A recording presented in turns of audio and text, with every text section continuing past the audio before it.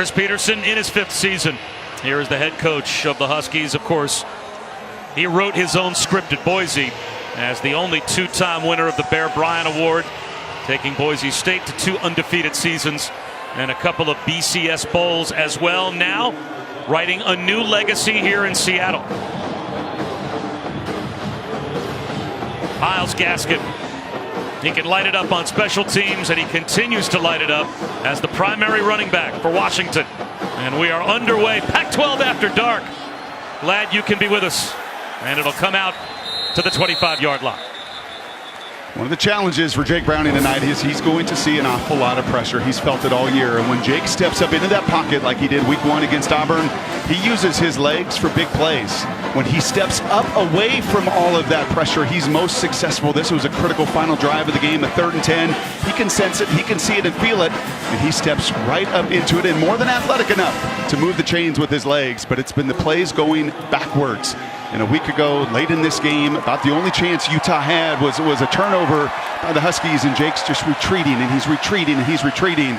Something they worked on, something they don't want to see an awful lot anymore out of the senior quarterback. That's a backwards pass and a trick play on 1st down. And an interception is thrown by Bocelli. Arizona State's got the football. Chase Lucas on the pick. Chris Peterson dials up a trick play that backfires as Andre Bocelli throws the interception. And Arizona State is business to start it off. Yeah, you felt it right away, and so did Chase Lucas in that secondary. That wide receiver in the slot retreats. Those secondary, those guys know it. They know it's coming. The double pass is coming. Chase Lucas was a freshman All-American. You see it instantly. He reads those eyes of Bocelli, and what an enormous game-changing play here early on.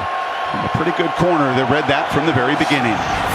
And the crowd that was silent a moment ago when the Huskies had the football, not silent anymore.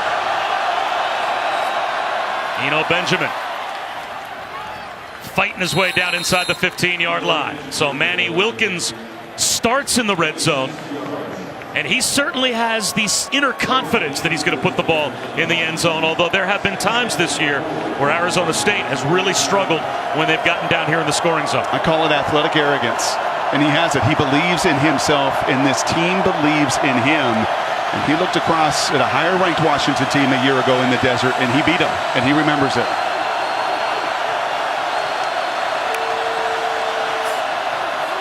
Benjamin again, has room again. 1st and goal for the Sun Devils.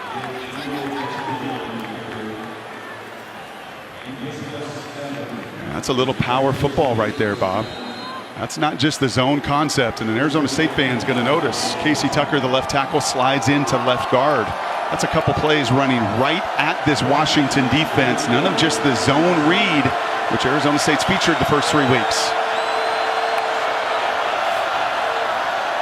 Eno Benjamin again. This time he's shut down. No gain on 1st and goal. There was that zone action, and this has been problematic. I'm talking to Arizona State this week and saying, hey, if you could fix one thing in your run game, just 1.5 yards a carry the last 2 weeks. There was no hesitation from the staff, and it was these areas, these short yardage areas, either going into the end zone or 3rd and short. They don't have a fullback necessarily on the roster. They've moved a linebacker to that position. Really have big physical tight ends, but man, you've got one dynamic receiver in N'Keal Harry, who hasn't been targeted enough so far in the red zone. Last year, 2nd in FBS in red zone targets. He's to the top of the screen. Instead, they'll keep it on the ground with Benjamin. He gets walloped at about the 3 and gets just inside the 3 to about the 2.5. Brings up 3rd down and goal.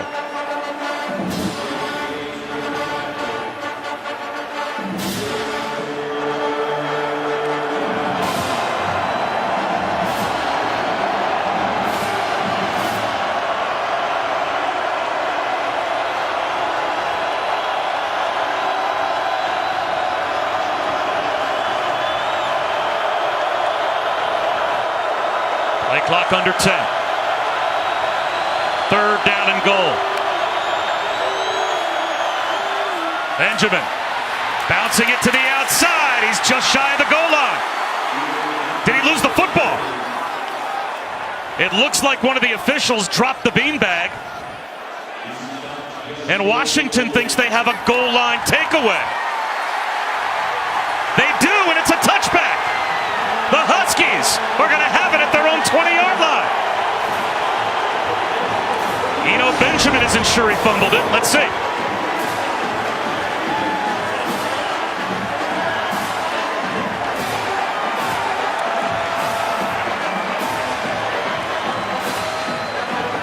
It looked like his left elbow was down just about as the ball was coming out.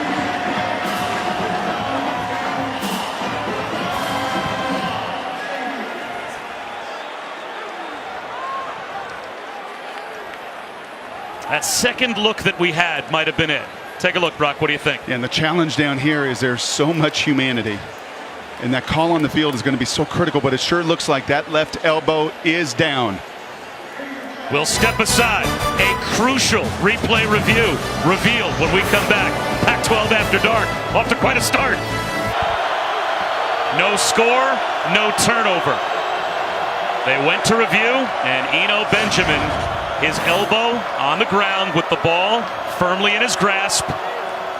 So it's 4th down and goal. Brock, Arizona State inside the 1. They're running. And you go on the road, and Herm knows it's going to be an NFL environment, and on the road, you have got to get your touchdowns when you're knocking. Benjamin, again, this time powers his way into the end zone. Arizona State strikes first. And they turn the takeaway into a touchdown. That's a converted linebacker playing fullback. Some new wrinkles here that Arizona State has not shown. A little power, a little isolation. The most unselfish Sun Devil right there, in the words of Herm Edwards. Nick Ralston leading the way, and what a statement. 6 plays, 6 runs for a touchdown.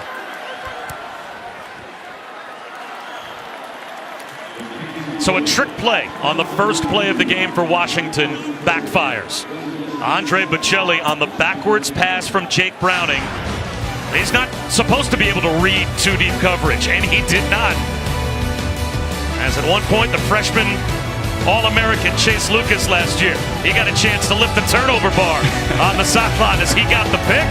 And from 4th down and a foot to go, Benjamin strikes first for Arizona State.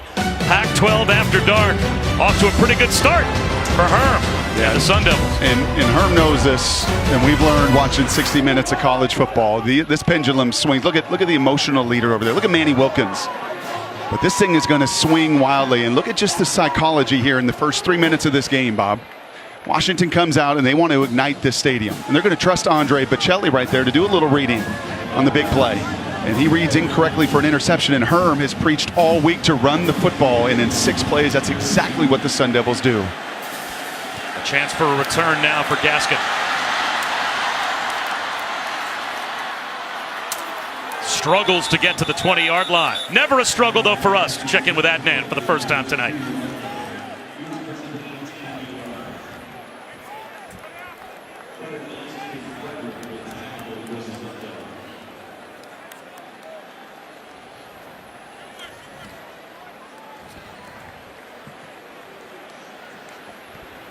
All right, Adnan, thanks for going back and forth preparing for ours. And a touchdown taken off the board. The last score I had seen, Oregon was about to go up 31-7, and then the scoop and score the other way for Stanford to tighten that game up. Here's Gaskin on 1st down. A little more conservative to begin this drive for Washington as Gaskin grinds out 3 yards. Well, I think it just speaks to, right, that Oregon-Stanford game just speaks to the wild swings of momentum, but nothing wild about Myles Gaskin. Just been a pillar of consistency. 1,000-yard season after 1,000-yard season after 1,000-yard season on the road in Utah. He's the reason they won a week ago in a very hostile environment. 30 carries, put this team on his back, and he could do it.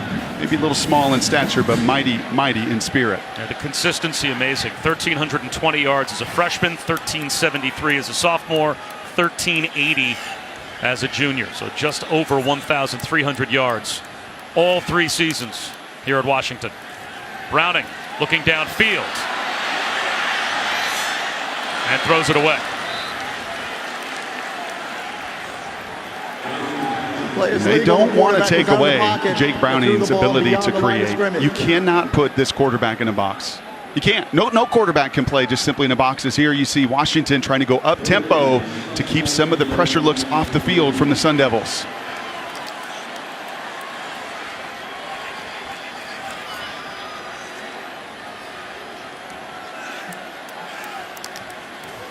Low snap. Browning scoops it up to the sideline, looking for Fuller. He comes back to make the catch. Where does forward progress spot the football? Just good enough for a first down. If you're going to get after this ASU defense through the air, that's where a lot of it's going to have to be, from the numbers outside. Those are the areas where they commit so many people, does Arizona State, to the line of scrimmage, as much as anybody in college football. 5 will rush on 90% of the snaps, and they leave their corners out there and say, if you can throw comebacks and you can throw out routes and you can beat us out on the perimeter all the way up and down the field, you're going to have a chance to move the football. Gaskin on the toss sweep. Turns the corner. Did he stay in bounds? They say he did, all the way out to the 46-yard line for 14 yards.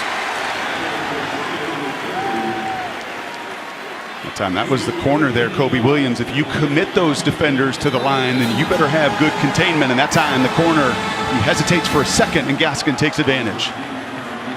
Tempo for the Huskies. Again, it's Gaskin. This time brought down after a gain of 3 by the true freshman inside linebacker Darian Butler. And that pressure, or that up-tempo, is not necessarily the calling card of Washington through the years. And 3 true freshmen are going to play and start defensively for Arizona State. But I think it is a reaction to what Arizona State has done so well. What they've done in beating these Huskies 11 of the last 12 times, and that is dictating through their speed, through their pressure. And Washington is, as I said, trying to slow some of that down with their tempo. Play action for Browning. Long throw to a wide open Fuller. Aaron Fuller. Out of bounds just shy of the red zone. 1st and 10 at the 21. That's a gain of 30. That's beautifully done. If you're going to play an aggressive group, what do? You got to use that aggressiveness against them. The outside stretch zone fake, the deep play action pass, and when Jake Browning's got a cushion around him. Well, you saw what he did to the Husky record book. He shredded every one of them his sophomore season as the Conference Player of the Year, as a Heisman Trophy contender. That kind of room and space, he'll put the ball on the money.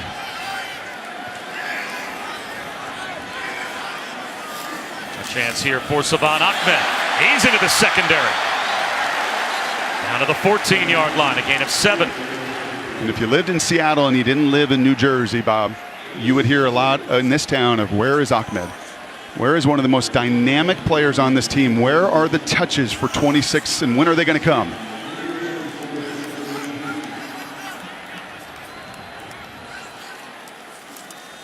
Ahmed again. Moves the pile, and it looks to be good enough for a first down. Are you implying when I'm home in the Garden State that I'm not glued to Pac-12 After Dark? Because I am. I am watching the Huskies and the rest of the league every week. I felt you last night on my couch at about 9 o'clock last night. You were just fighting to do all you could to stay awake. I was fighting the inside of my eyelids. 1st and 10 at the 11 for Washington. An area they have been fighting to score touchdowns all season long. Browning over the middle to Fuller. Easy pitch and catch touchdown for the Huskies.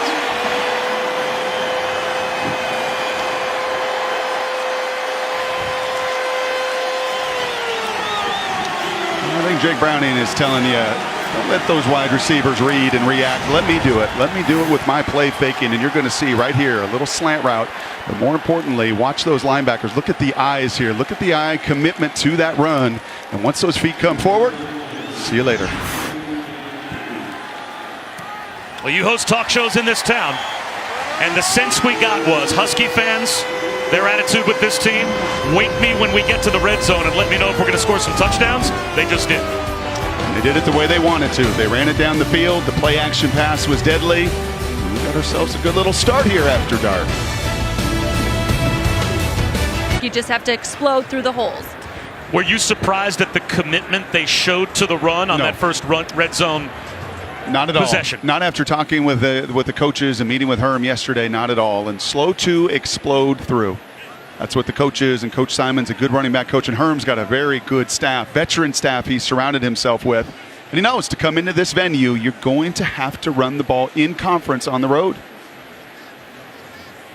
Injured Husky is Austin Joyner, a backup corner that may have taken a headshot as he came down on kickoff coverage. And it's good to see him sit up. He's one of the more dynamic players on this team. While he is a backup, Coach Lake considers him a starter in many ways, as they utilize a lot of nickel and dime packages. He was the Gatorade State Player of the Year back in 2014, his senior year of high school. And now he is slow to get up. And it's right in the middle, and he is a burner, as you said, a tremendous athlete. He's the first one down. He is flying. He'll be right between the hash marks. We'll see right there, that collision. He takes two. A big reason his buddies were able to limit this kickoff return. He played quite a bit last year. Some injuries, actually injuries in this game. Jordan Miller broke his leg a year ago. Byron Murphy was out with a foot injury. And he's a good one, but after a collision like that, I doubt we see him again the rest of the night.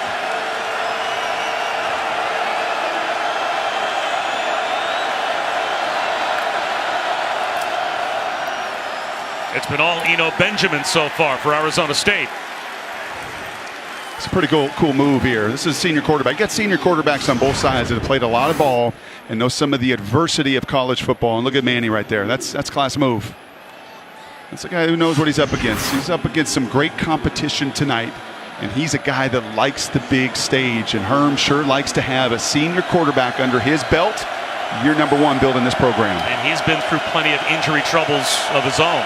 Long road to become the starting quarterback for Arizona State.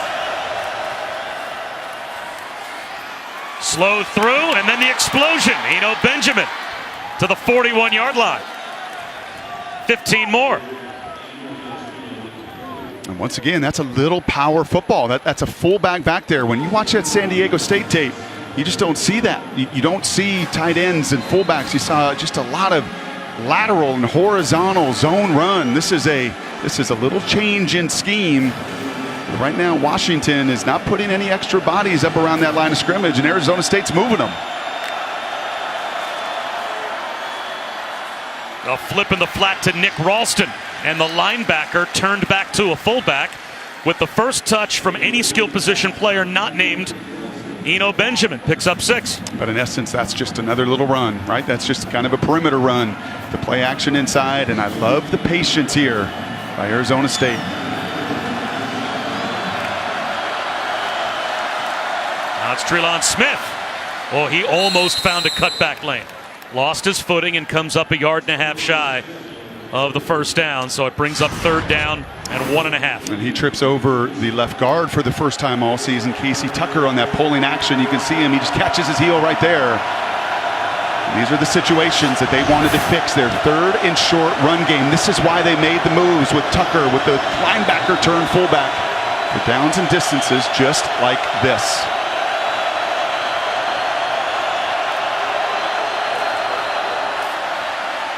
First down run for Smith. Well, this is going to be really interesting to see when Washington on the other side says, okay, I'm feeling some of this different personnel here that I've not seen through the first month of this season, and starts to commit some of these safeties, because right now you can look at it.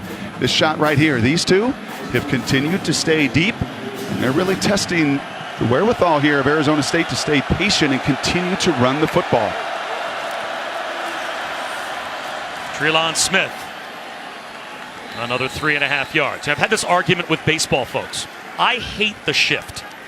And the thing I think I hate about the shift the most is that teams in baseball continually hit into it. So it encourages the opponent to keep on shifting. I get there's analytics that tell you to keep on shifting.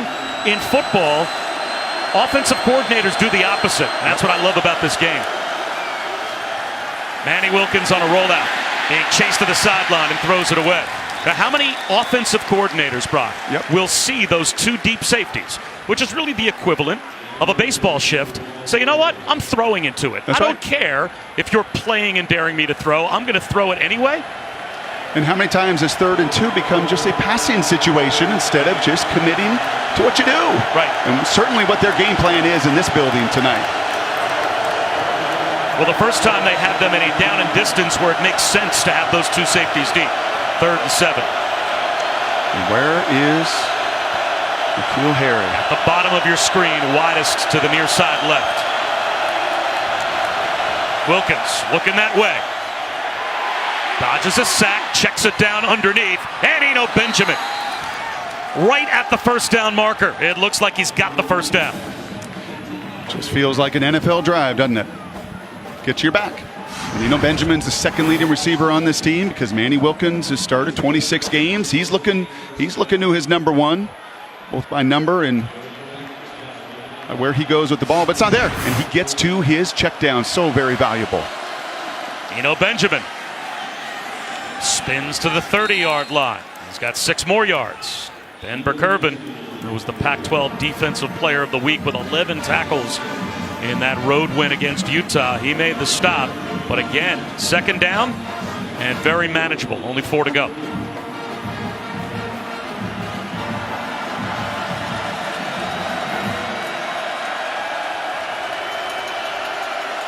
Miles Bryant shows blitz off the edge for Washington.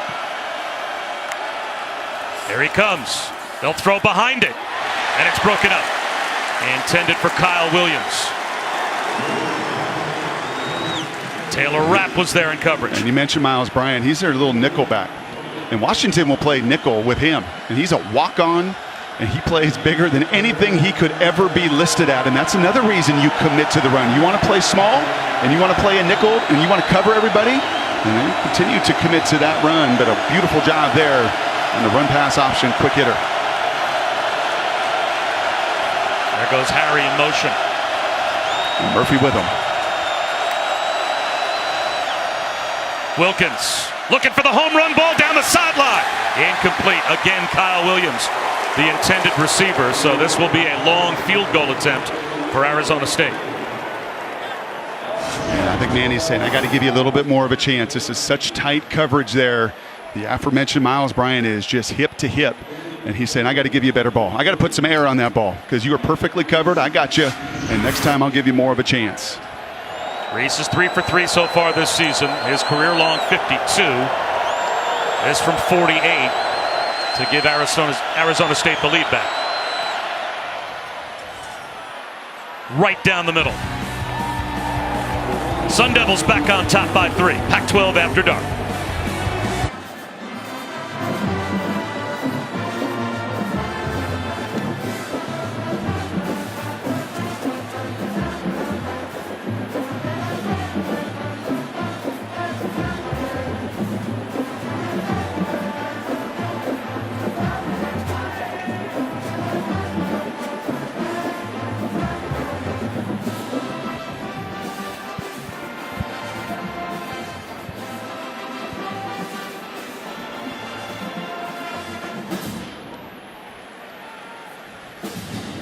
Adnan, it's great stuff. We've got a field goal game here between Arizona State and Washington early on. And if Jacob deGrom doesn't win the Cy Young, strip every one of those baseball voters there, vote. Robbery. He has been the best pitcher. If there was one Cy Young award, in totality, he would win it. He's been the best pitcher in baseball. Couldn't agree more, Adnan. Brandon Reese. It's a touchback as it goes over the head of Gaskin. And next Saturday on ABC. And you look at Jake Browning before we get to next Saturday. You look at the beautiful play-action pass, Bob, on that opening drive. 10 plays, 5 pass, 5 runs. It was the run that ultimately sets up all of this wonderful action. And you got young puppies, man. Washington plays a lot of seniors. 11 seniors start, 6 of them defensively. ASU, not so much. 3 true freshmen right there. And you see plays busted because those eyes in the backfield not following their assignments.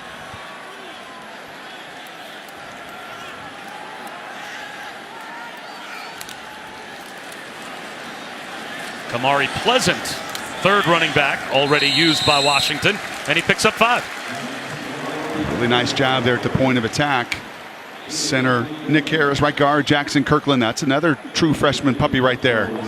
Marion Butler's going to grow up into a real dominant player, and he's getting thrown into the fire. Here is a young guy, but Herm and his staff, they just love these freshmen. So much energy they're bringing to the table. I just love the commitment both of these teams are making to win the line of scrimmage.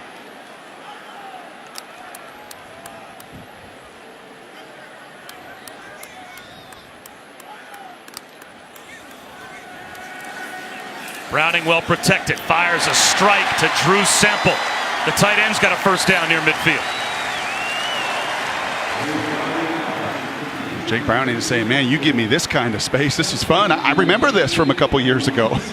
Certainly didn't feel it against these Sun Devils last year. A really difficult game at night down in the desert. Really hadn't felt a pocket like this. Certainly didn't against Utah a week ago. Auburn in the opener. Really nice job by the guys up front. Much like ASU's offense, when you just commit to a run-first mindset, man, it pays dividends in so many ways.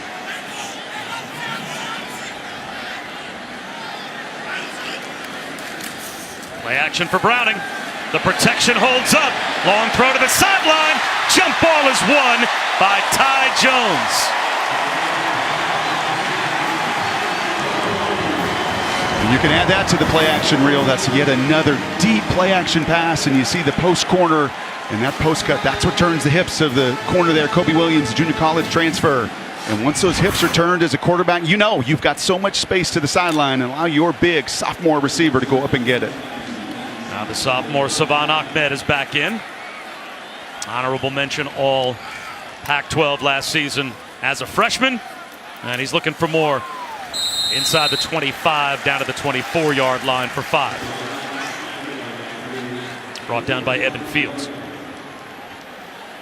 Just football 101. One thing to watch tonight is to see Evan Fields running off the field for Coach Peterson.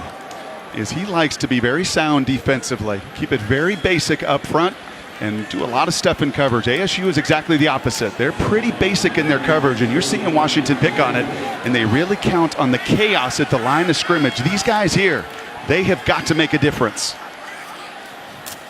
Flags down at the snap. Here's Gaskin. Driven back, 2 yards shy of a first down.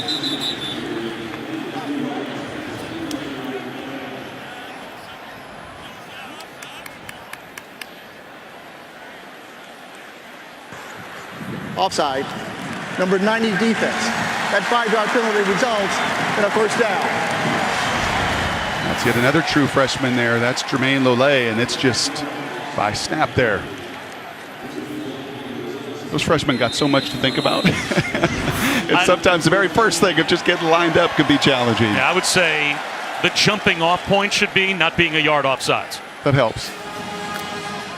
So here's Washington in the red zone. They came into tonight 111th in FBS in red zone efficiency, but they're 1 for 1 with a touchdown so far tonight. Here comes an all-out blitz. Browning looking to beat it to the end zone. Trying to adjust as Ty Jones. Does he have it? He does! A Husky touchdown. What a catch by Ty Jones.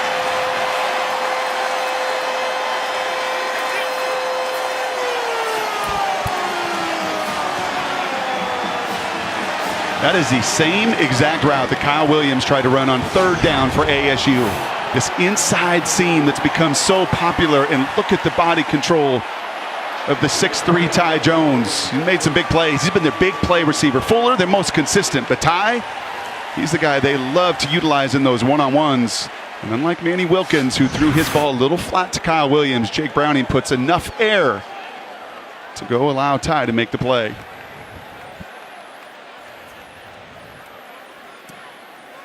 Ty Jones with a touchdown reception. Tremendous body control. He's been trained in a very unusual way. Allison Williams explains in 30 seconds.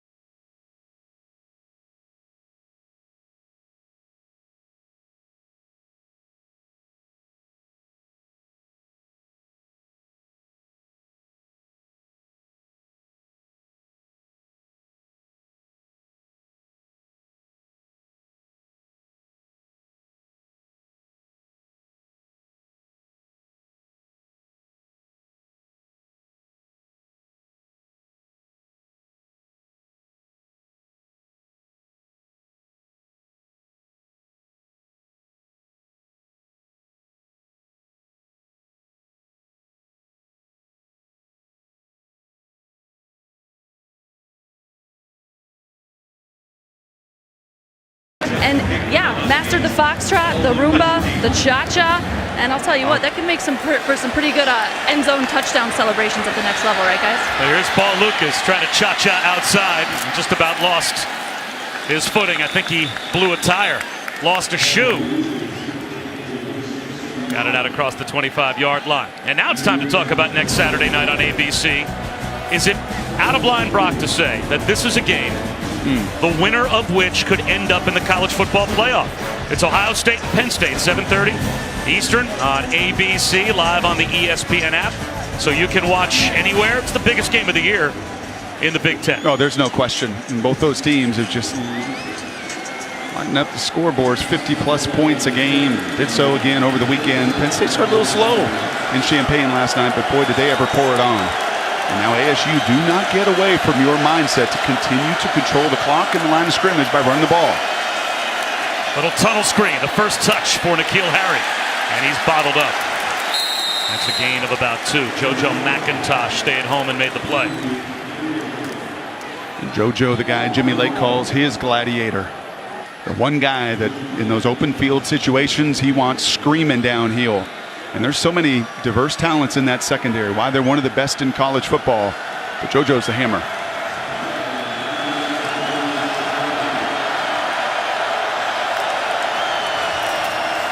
Eno Benjamin.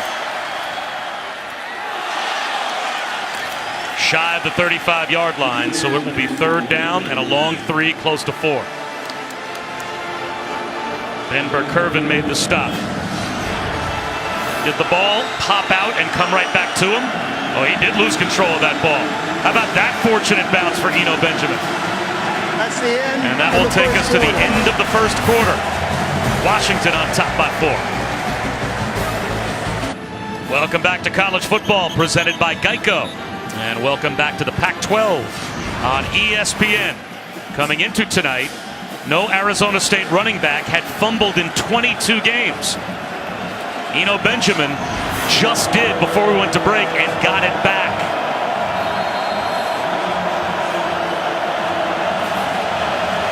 Bob Wischusen, Brock Ewert, Allison Williams, big 3rd down to open up the second quarter for Arizona State.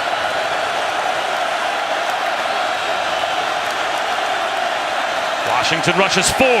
Wilkins steps up, finds a crosser. Kyle Williams, 1st down.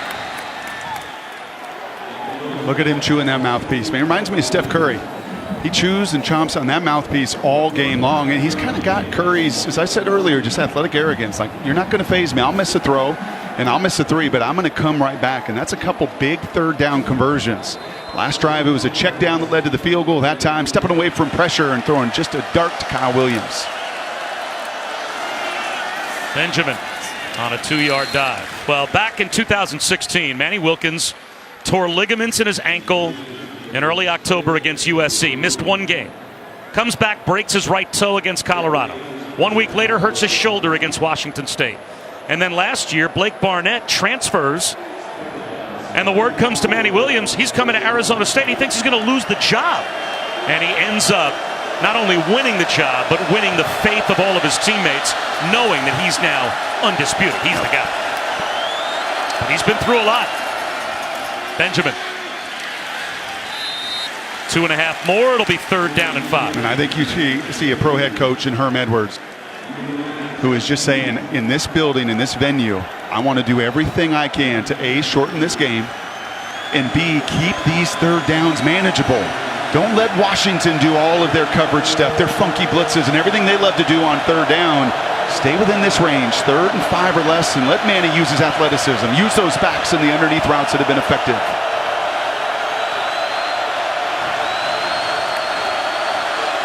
Wilkins to throw on 3rd down. Another strike, this time to Harry, right at the 1st down marker. Did he get a good spot? It doesn't look like he got the best spot, but it looks like it may just be good enough. No signal yet that it's an Arizona State 1st down. And they may bring the chains out. This is the advantage of a big 6'3" wide receiver that's physical. N'Keal is not just a guy, and I think he clearly catches that. His momentum stopped. He's going sideways. That's across the line. It's going to be a 1st down. Well, if it's not, I would think you'd want to go to replay and take another look, because I'm not sure they got a real friendly spot. But by the nose of the football, it's good enough. And I'll say this too, to your baseball shift conversation earlier about just even run pass, but even that right there, and they knew coming in, there are going to be plays there. Play small ball. Don't just swing for the fences. Play small ball, because Washington is going to demand that of you. There's a little Tony Dungy, Tampa 2 just flair to this defense. It says, are you willing to take 3, 4, 5, and then not have a holding call, and not have a false start, and not have anything to set you back? And so far, so good with this ASU offense. Eno Benjamin, and the pile moves for 4. To your point, Brock, that's exactly what Manny Wilkins said when I talked to him. He said, going against Washington, you just have to be patient and methodical in your drives. He said a lot of times they'll give you the 2, the 3-yard, 4-yard gains, and you want more, but that is when they attack and come up with those big turnovers, is when you get impatient and try and force something to get a big shot. Pump fake, and a little too much heat from Wilkins on that pass to N'Keal Harry, so it brings up 3rd down. Yeah, and that's a little corner blitz into the short side of the field. N'Keal saying, hey, corner comes, just again, throw it up, Manny. Big receivers, give us an opportunity. Kyle said that to him on the 3rd down shot down the field. Same thing here for Manny, just take care of the ball, continue to be that point guard and that facilitator.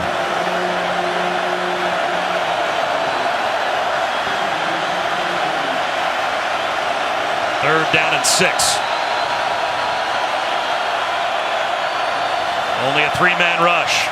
Wilkins has all day. Over the middle, it's tipped and incomplete. Intended for Ryan Jenkins.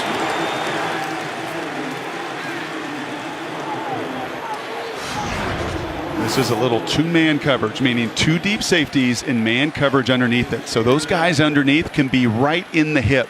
You'll hear that said all the time, right? Hip to hip. Those defensive backs want to be hip to hip, right in your pocket. And there was no place to run. That was well covered. And that was one of those passing situations. Back-to-back passes forces the punt. Michael Sleep Dalton, not the best kick. Only to the 17-yard line for an Aaron Fuller fair catch. Washington with the football and the lead when we come back.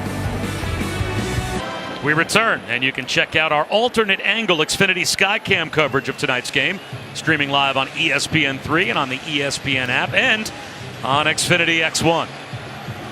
Bob Wischusen, Brock Ewert, Allison Williams. Skycam brings us a great look of Jake Browning and Myles Gaskin starting at their own 18-yard line. 4-point lead for the Huskies.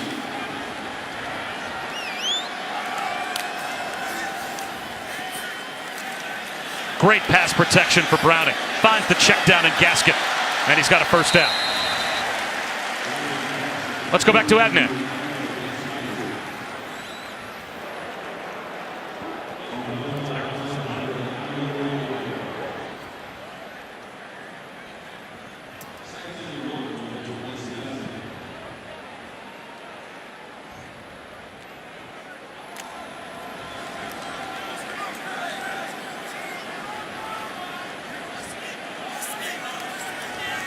Boy, thank goodness for the Pac-12. Savon Ahmed, after coming up short, check that Kamari Pleasant after Gaskin came up short, picks up the 1st down. But after what was a largely non-competitive day in college football, outside of a couple of crazy scores like Old Dominion beating Virginia Tech and Army taking Oklahoma to overtime, but so many games today were lopsided. Now all of a sudden, under the lights, the Pac-12's giving you a couple of good ones. Yeah, welcome to late night on the West Coast.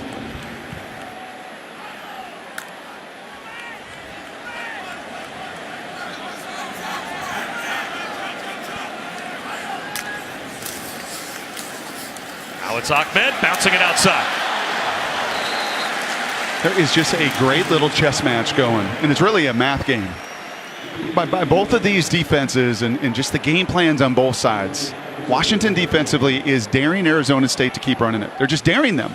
And on this side, ASU, who is usually so hyper-aggressive, has seen Jake Browning get into a rhythm he's not been in all year. And right now, they are not committing some of the chaos and commitment of the numbers to be as chaotic as they have been this month of September defensively. Again, it's Ahmed. Speed to the 2nd level. Great blocking out on the edge by his tight ends and wide receivers, led by Aaron Fuller. Jalen Harvey eventually bumped him out, but that's 14 more yards. He ran 10 yards before he was touched. Yeah, look at the two tight ends at the bottom there. You just can't do it any better than that. Will Dissly did it as good as any tight end in college football last year. He's doing it for the Seahawks right now, but that's Otten, the redshirt freshman, Cade Otten out of Tumwater High School. That's Drew Sample, the senior, the married man, the veteran of the crew. Those two, what they call setting the edge in that run game. End around. It's Ahmed. Plenty more. Another 11 and another Washington first down. What a beautiful block here by Nick Harris. The center here, the junior center who is undersized. You're going to find a lot bigger linemen, but look at the junior center get out in front of that play right here, and it is just Velcro. Time and again here, out on that edge and setting that edge. Just can't do it any better than that, and you are dictating. This is what the Washington folks have waited for. An offense they thought was capable of doing this is in one heck of a rhythm in this first half. Myles Gaskin inside the 35, gain of a couple. Darian Butler, the true freshman middle linebacker for Arizona State, made the tackle. Yeah, Bush Hamden, first-year offensive coordinator. Spent a year down with Steve Sarkisian in Atlanta, came back to college football, and sitting with him yesterday said, we're just still finding ourselves. We know what Jake is. We know what a lot of these pieces are, but what is our identity going to be? Who are we going to be? What are we going to really hang our hat on? And they're sure finding success here in this first half. A wonderful mix of run, pass, and play action. Browning off play action, taking a shot for the end zone. Incomplete. Fuller couldn't hold on, or check that.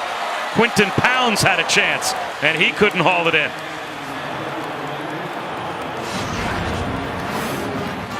You remember Quinton had the one-handed grab against Auburn, SportsCenter top 10. He gets behind there, the Tillman linebacker, Jalen Harvey, just unable to corral it on a beautiful shot by Browning. That ended a string of 7 straight completions for Browning. And it should have been 8 straight and a touchdown. Couldn't throw it much better. So that brings up a big third down, 3rd and 8. Can Arizona State get a stop? They show blitz. They're going to run it with Gaskin. He makes a man miss in the open field and picks up the first down. What a run by Myles Gaskin.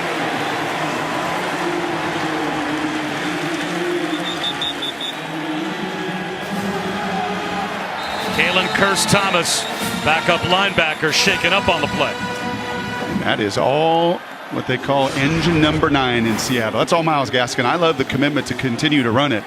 But you're going to see right here, Chase Lucas, he's the boundary corner. ASU first-year coordinator, Danny Gonzalez, loves to run a field boundary.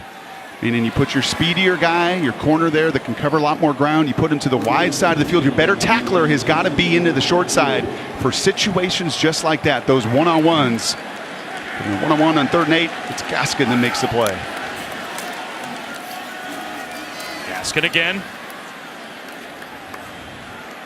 Stood up at the 22.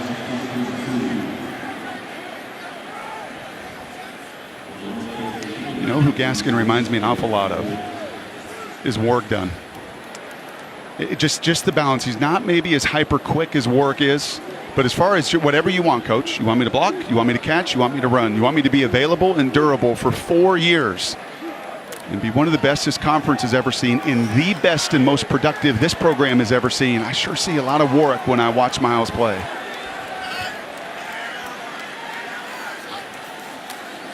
Another carry for Gaskin. 10 plays on this drive. 8 of them on the ground. And that's been good enough to grind out first downs. And he is very close to grinding out another. Right at the line to gain. And they say without measurement, first down Washington. And these are just the arm tackles that Herm knows you can't have. You got to bring your legs here, Arizona State. That's a missed tackle. Lucas is flying with his head down. That's a missed tackle. You're just reaching and grabbing. You're not getting your pads underneath. You see how low and balanced Gaskin is. You've got to bring your legs to tackle him. J.J. Wilson had a chance to bring him down right at the line. Here's Ahmed. Jump cut through the hole. Inside the 5. Actually brought down just shy of the 5. Chase Lucas makes the stop. 2nd down and 1. Here's a little bit. No, now they're going to huddle up. I thought they were going to go a little bit of tempo because they've got this ASU unit that, again, you just have to mention how many young people they're playing. It is a bunch of true freshmen, 2, 3, 4 true freshmen you've seen out here. This is a whole new scheme. And right now they have got to be talking to each other. You have to tackle better on the road.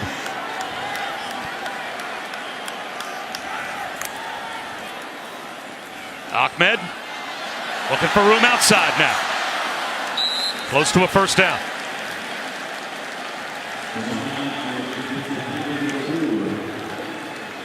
Hey, Allison, you and I were watching practice yesterday. You said to me, who is that guy out there with the huge legs? Who is that guy? Yeah, because they don't wear their jerseys in practice, right? It's all T-shirts, and he stood out just his lower body strength, the size and enormity of his thighs. It was definitely eyebrow raising. I'm like, Brock, whoa, who's this guy? Is that linebacker? No, that's Saban Ahmed. That's a world-class speed guy who, frankly, has been waiting on some of his opportunities this year because number 9's just not willing to give him many. That run was good enough for a first down, so it's 1st and goal. Gaskin leaps and pays the price.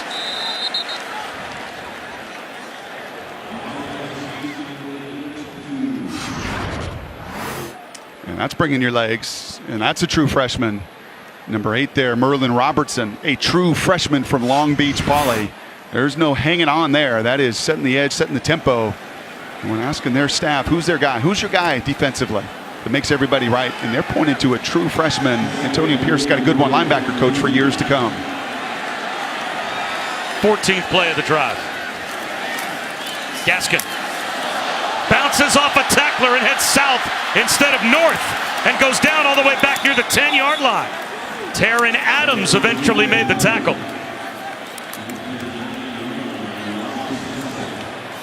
Malik Lawal laid the first lick on Myles Gaskin and drove him back, and now it's 3rd and goal at the 9 after a 7-yard loss. How huge would this be for Arizona State? And that's one of those negative plays, and now a 3rd, and while it's goal, it's still an extra long situation that have just been a challenge for Washington. Blitz, back shoulder throw intended for Ty Jones, and it's incomplete. So it is a red zone stop after it was 1st and goal at the 4-yard line for Washington. Arizona State gets the negative play and they hold to a field goal attempt. Yeah, and I think probably a conversation, running back coach on the other side, that don't hesitate. You get it down there in a terrific collision, and then you bounce outside. You love the big play of Myles, but something to be said of just going north and south, getting close to the goal line. Peyton Henry from 26. It's a touchdown lead for Washington, but it could have been a 2-score lead. 5:05 to go before halftime. ESPN College Football, brought to you by Lexus. Experience amazing. And Goodyear, hard-working tires that deliver blimp-worthy performance. Back in September of 2008, they nominated permanent names for the Husky mascot. 20,000 votes later, Dubs, the perfect name, the official name for the Husky mascot. Now, Dubs 1 will officially retire at the end of the season, and Dubs 2 is already making public appearances. That's a good-looking dog. And what do you get? If you sit still for the picture, that's right. You get a treat. It's exactly what we do with Brock after our on-cameras. If he sits still long enough that the on-camera looks good, Elaine up here in the booth tosses him a treat. 17-10. The Huskies have the lead. And Lucas will let this one go through the back of the end zone. Arizona State with the football when we return. Down by 7. Adnan, I can't wait to go back and watch that game on our own as well, Brock, because we're obviously here calling Arizona State, Washington. But the scoop and score, that changed the entire game as Eno Benjamin picks up 4. And that's without seeing it. You're watching the highlights here. I can't imagine a game turned more on a play today in any way, shape, or form on one play than that scoop and score changed that Stanford, Oregon and game. I think that speaks to what David Shaw has built, that they will not flinch and panic. one of the longest tenured guys in this conference, and Mario Cristobal that's just beginning to build his foundation. And understanding against a foe like Stanford, you have got to do it for 60 minutes. Something that ASU is going to have that same mindset in this building tonight.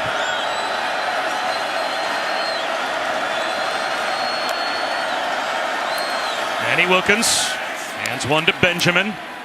He is turned back by Benning Potoa'e. It'll be 3rd down and 3. And it's been short yardage situations like these tonight. You've actually seen a fullback. Look at Nick Ralston, linebacker turned into a running back, fullback this week. And he plows his way, allows Eno on a 4th down. And here's another 3rd and short situation. A fullback, a tight end, a fine line coordinators walk between doing new stuff. And this is new this season, but it had to because they struggled to run the ball so mightily the last couple weeks. Well done. This might be the play that determines whether or not Washington gets another chance with the football before halftime as well. Wilkins hands to Benjamin. He's got the 1st down and more. Out to the 39-yard line. And Brock, this is now the time, talking to Herm Edwards, where you know he wants to manage this game. And we've got an injured player along the offensive line. That's Casey Tucker. Normally a starting tackle, moved inside to guard, but playing well on the left side of that offensive line for Arizona State. He is down. And we'll step aside for just a moment and come right back to Seattle. Bob Wischusen and Brock Ewert, Allison Williams back at Husky Stadium, where Casey Tucker was able to make his way to the bench, but doesn't look like he's coming back anytime soon. It is a 1st down for Arizona State. 3.5 minutes to go before halftime. And Brock again talking to Herm Edwards about how he thought this might be, managing it like an NFL game. How does that come into play over these next 3.5 minutes? You continue to do it, and you do all you can to not give any time and the ball back into Browning's hands. You do get the ball to begin the second half, as you said earlier, so manage it appropriately. Let's see how far Manny Wilkins takes the play clock down before snapping it. That time with 6.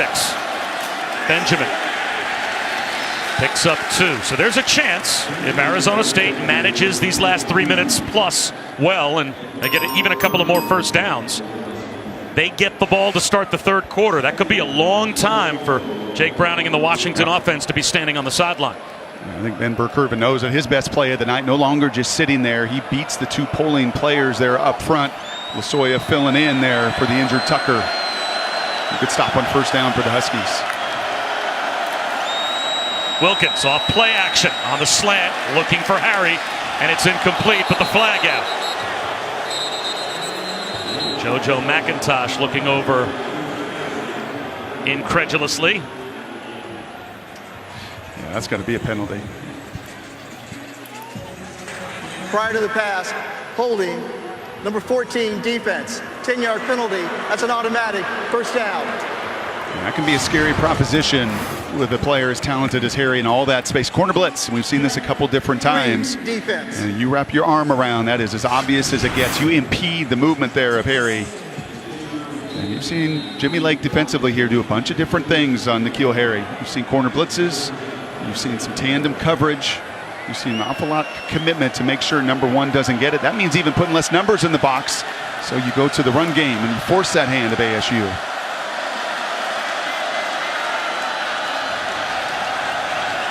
Let's see what Manny Wilkins does here. He looks up, sees 5 on 5 in the tackle box, so they'll run at it. And it is quarterback run for Manny Wilkins. Calls his own number and picks up 5. You know, I'm going to stick to your baseball shift conversation here real quickly, because baseball people will tell you in that shift, you need a pitcher to also pitch to it. And then you're saying, okay, you want to bunt and you want to hit the other way. Great. We'll give you that. We'll give you that single. I'm not going to let you pull it. I'm not going to let you play the power. And that's what the Huskies in essence are doing. Okay, you want to run the ball. I'm not allowing N'Keal Harry to go off tonight in this 1st half, and he's your most dynamic player. Benjamin with a flag down, 3 yards shy of the 1st down. Greg Gaines, who is the anchor, kind of the new Vita Vea in the interior of that Washington defense, made the stop.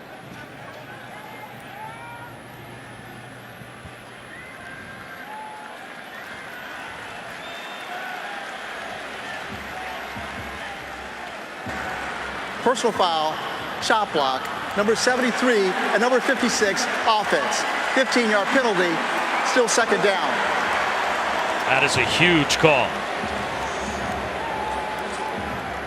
Well, that will get Arizona State off schedule in a big way. It's going to be right near the top of the screen. It's your center and left guard right here that are engaged right there. You have that contact, you just can't touch them. So now it's 2nd and 20. Tunnel screen caught by Kyle Williams. Nothing there. And if you're Washington, you may consider a timeout, and I think they do. Ben Burkervin with a good tackle and a read of the tunnel screen. 1:42 to go in the half. First charge timeout, Washington. So the Huskies stop the clock. Timeout. Game clock operator, please reset the game clock. We'll be back in just a moment after we check in with Adnan.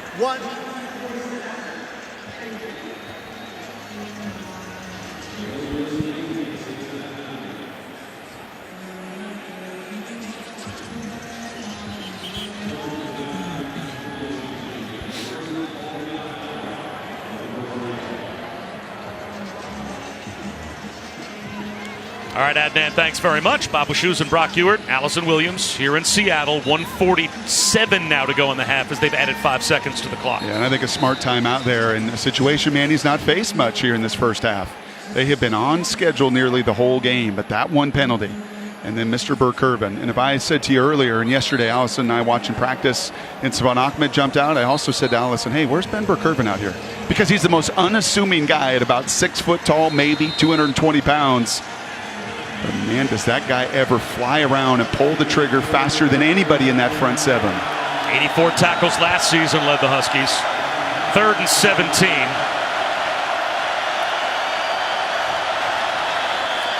A handoff to Benjamin. Another timeout called by Chris Peterson. So Arizona State plays to punt.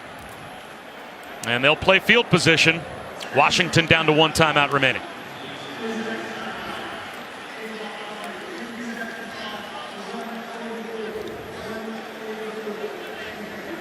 Our Week 3 Monday Night Football matchup, Ben Roethlisberger and Antonio Brown, the Steelers in Tampa Bay to take on Fitzmagic and the 2-0 Bucks, 8:15 Eastern on ESPN. Also simulcast on ESPN2 in Spanish, available on the ESPN app so you can watch anywhere. Our coverage begins with Monday Night Countdown at 6. And I think Joe and Jason and I know Booger in that Booger Mobile is going to be looking at Vita Vea, because we sure did last year when we were here against UCLA, and that guy just took over the game. He just changed the math dynamic and the numbers at the line of scrimmage in a very unique way why he was a top 15 pick. Michael Sleep Dalton gets one off. On the dead run, it's Fuller. That is a great catch by Fuller.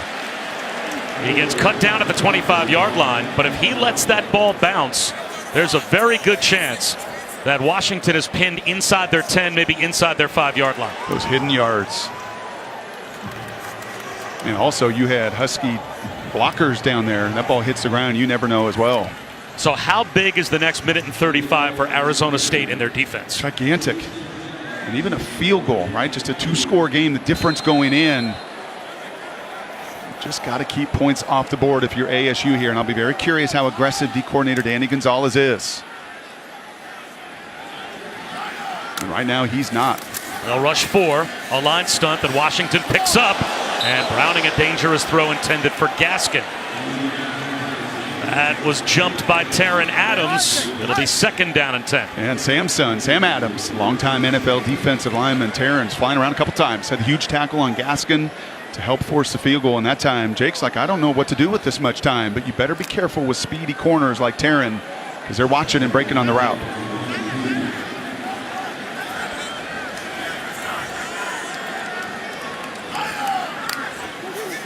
Again, it's a 4-man rush. Browning, long throw to the sideline, read again, and broken up.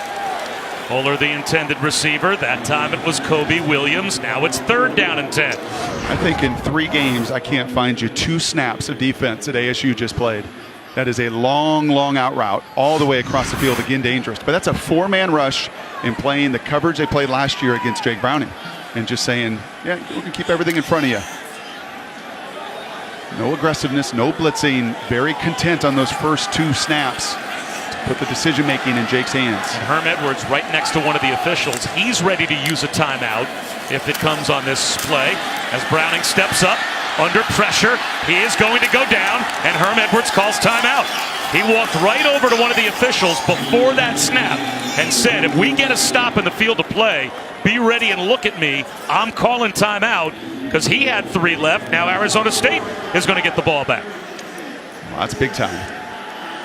I mean, that is big time. And you probably, on the other side, saying you probably wanted to run the ball on first down, but you didn't know that ASU was going to be as conservative as they were on those first 2 snaps, and then 3rd and 10.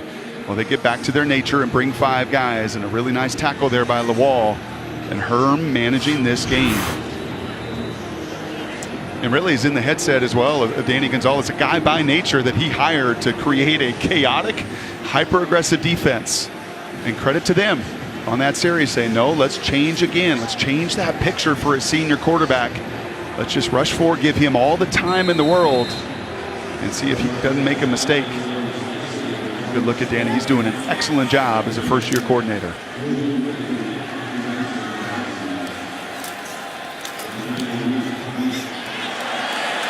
Ayuk driven back to his own 21-yard line. And barely gets out to the 21. It's a great stop on special teams by Miles Bryant. Tomorrow, Sunday, NFL Countdown, 10 a.m. Eastern on ESPN. The story of Patrick Mahomes' journey from White House, Texas to taking the NFL by storm. 10 touchdowns in the first 2 games this season. Amazing. And Randy Moss, this week's best catches from college football. And you got Mossed, as they will get you set 10 a.m. Eastern for your NFL Sunday on Sunday NFL Countdown. Now this is where if you're Manning, you can see him dancing to the music, and he likes these moments. If you're Manning, you've also got to be very careful, but you want to get your best player, N'Keal, involved.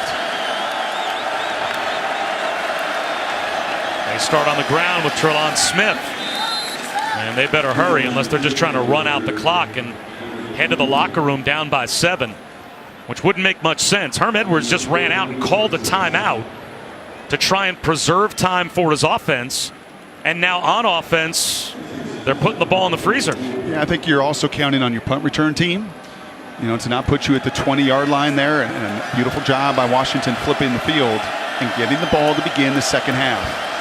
So a 54-yard punt by Washington may have completely changed the strategy for Arizona State. And now Chris Peterson is going to call a timeout.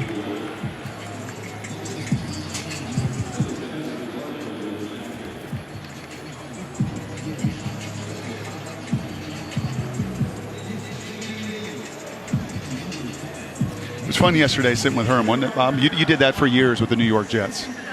And you feel a guy so energized to be back and loving the staff that he has and some of these just game management opportunities that I know people maybe in New York had some conversations about when he was the head coach of those Jets well, when he came to managing games. As you know, no one in New York ever second guesses a coach. Never. Very rare that happens. But that was the one thing he got, it seemed like, criticized more maybe than just about anything else. At least, nationally, you felt some of that in the game management. He's loving it. And you can just tell tonight. And when you got a senior quarterback, it's a whole lot easier to go to Manny Wilkins and say, listen, you may only throw for 30 yards in the first half, but you have got to be patient with me and win this game when it matters. Down 16-3 to Michigan State. Guess what? It's a whole lot easier for Manny to believe that tonight. When you've got that in your pocket, you're like, all right, that's right. It's not about my stats. It's all about managing and finding a way to win when it matters. It's about if they put the baseball shift on, don't hit into it, right? Coming back to that, aren't you? I like that analogy. Now Wilkins will just take a knee as Washington called a timeout, I guess, so that this formality could take place. And Arizona State will have the ball to start the third quarter down by 7. But that 54-yard punt changed the strategy of the Sun Devils. Herm Edwards called the timeout to try and save time for his offense. And a 54-yard punt flipping the field. He decided to stay conservative. 17-10, Washington over Arizona State at halftime. Very interesting second half coming up. For now, the halftime report. Back to Adnan. Welcome back to college football, presented by Geico. And welcome back to the Pac-12 on ESPN. Gets a block. And pretty good field position for the Sun Devils. Well, all night long, we've been wondering, will Arizona State open it up offensively? All night long, it seems, it's being dictated to them not to. How about philosophically, how this game has played out so far? Oh, they're going to keep running the ball. Herm just talked about that at halftime. They're going to continue to run the ball, and they trust their senior quarterback in the fourth quarter. It's a good old NFL game on Sunday that you love to call, where every game seemingly comes down to the final 15 minutes, and Herm trusts his senior quarterback. He wants to shorten this game, and as Washington continues to give those numbers around the line of scrimmage, they're going to continue to run the ball. And they run it for 2 yards to start off the third quarter, Allison. Well, Bob, to your guys' point, Herm Edwards very pleased with his team's ability to utilize that power run game and how his offensive line has enabled them to move the ball on the ground. He said that is imperative, especially being on the road, and this is going to be an old-fashioned football game that comes down to making some plays in the fourth quarter. Speaking of making plays, as good as they've been running the ball, he did say they need to get N'Keal Harry more involved. Just 2 receptions for 7 yards in that first half. He said we have to find a way to get the ball in number one's hand. Well, that time they used him as a decoy. And Benning Potoa'e was not fooled. He was waiting for Eno Benjamin back to the original line of scrimmage, so it's 3rd and 10. Yeah, and these first two, this is not what you had in that first half. You were 50% on third downs because you had manageable plays, and Benning can't play it any better. He keeps that outside arm free. He owns that edge of the line of scrimmage. It's so critical. And for one of the first times all night, you may be able to see a little bit of an exotic package defensively within their coverage, and Manny Wilkins more than likely going to have to use his arm to push the ball down the field.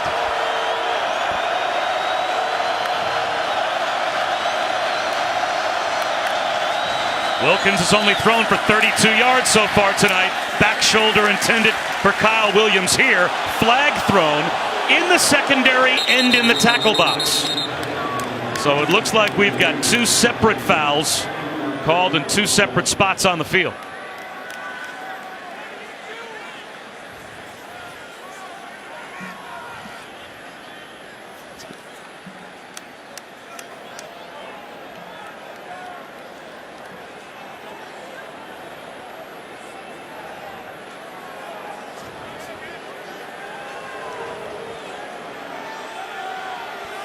Well, certainly this is going to be one of them against Casey Tucker, an offensive lineman for Arizona State. There are fouls on both teams. Pass interference, number 3, defense. 15-yard penalty. That's an automatic first down. After the play, personal foul, unnecessary roughness, number 55, offense. That 15-yard penalty will also be enforced. Still first down. Wow. Well, that explains why it was such a long back and forth amongst the officials.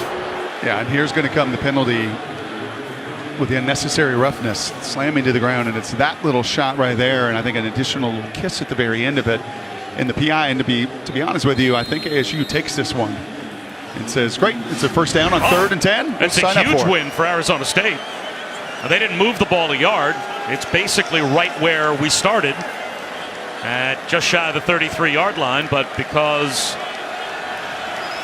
the pass interference resulted in a first down, it's a fresh set of downs for the Sun Devils. Wilkins rifles one wide open. Was N'Keal Harry, and he missed him.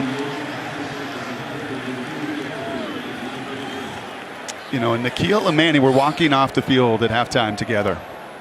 And I said to you right before half, the senior quarterback can live with it. He can live with throwing for 32 yards, and let's just get this game in the fourth quarter. It's a lot harder for wide receivers who so badly want to get in rhythm, and especially one that's a future first-round pick. He wants to make his mark, and man, did he have a chance there with a busted coverage from UW. They run it on 2nd down with Trelon Smith. Makes a man miss. Spins for a first down. Gain of 12 out to the 45. Jordan Miller missed the tackle.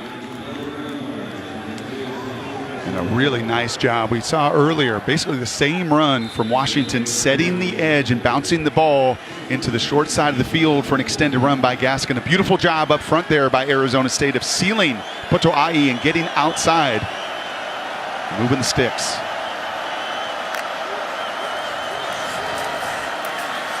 Manny Wilkins to Smith. Picks up close to 7. McIntosh and Miller sandwich the sophomore from Houston, Trelon Smith. And if you're going to keep taking it underneath and continue to run the ball, you have to convert on 3rd down. 5 of 10 in the first half, 1 of 1 on 4th down for a touchdown, and then you get the first down by penalty on 3rd and 10. You convert 60% of your 3rd downs, this is going to be down to the wire in the 4th quarter.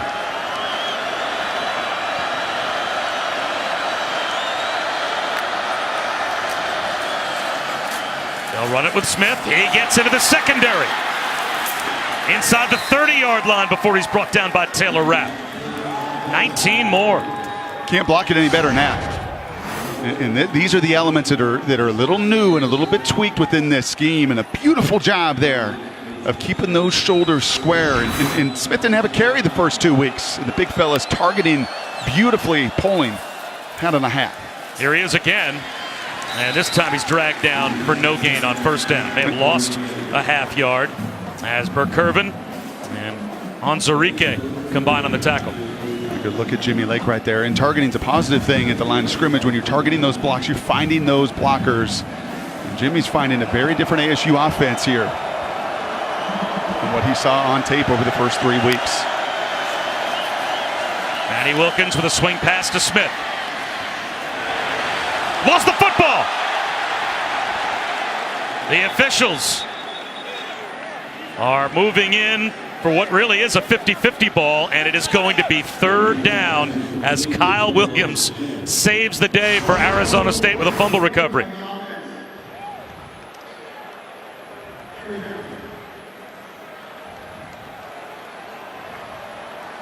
Oh, Burkervin had a chance, and Williams wrestled it free. How about the effort there by the junior Williams to continue to pursue the play? A couple balls on the ground, and a couple stay in the hands of Sun Devils because of extra effort. Big 3rd down. Manny Wilkins keeps his eyes downfield, scrambles, rifles one, incomplete. It looked like Tevis Bartlett got a hand on it. Now it's 4th down. He really did keep his eyes down the field. We're up here quite a ways, Husky Stadium, but you're right. You just see his head, right? There is no panic whatsoever. It's almost a freedom that he feels when he's outside the pocket to keep his eyes down the field. But an even better play by Bartlett, senior linebacker, to get his hand up in the passing lane. Brandon Reese made from 48 earlier. This to make it a 4-point game from 41. And he is 2 for 2. 17-13. Arizona State scores points to start off the 3rd quarter.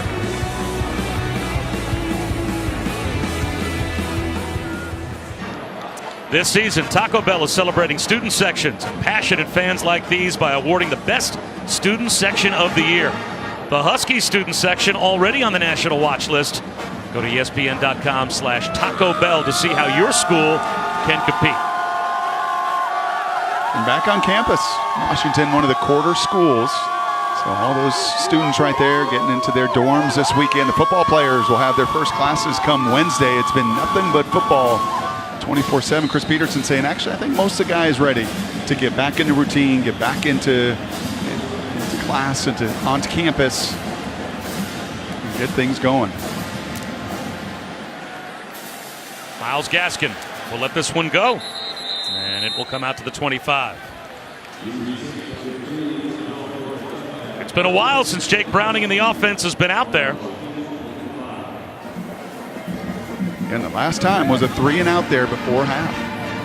And a little different defensive philosophy, actually the exact game tape from a season ago, where Arizona State just rushed 4 guys and they dared Jake Browning to be patient on that side. Got out of some of their nature and character. That's been some of the story tonight.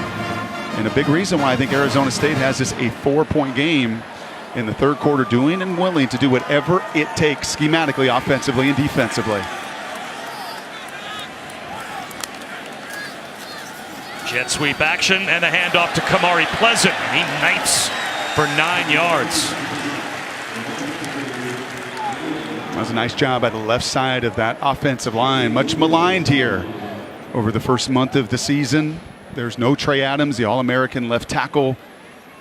And so it's been Jared Hilbers, and that time he and Wattenberg do a really nice job in their one-on-ones. They rotated guys in the second half of Utah last week. It's been their show entirely thus far tonight.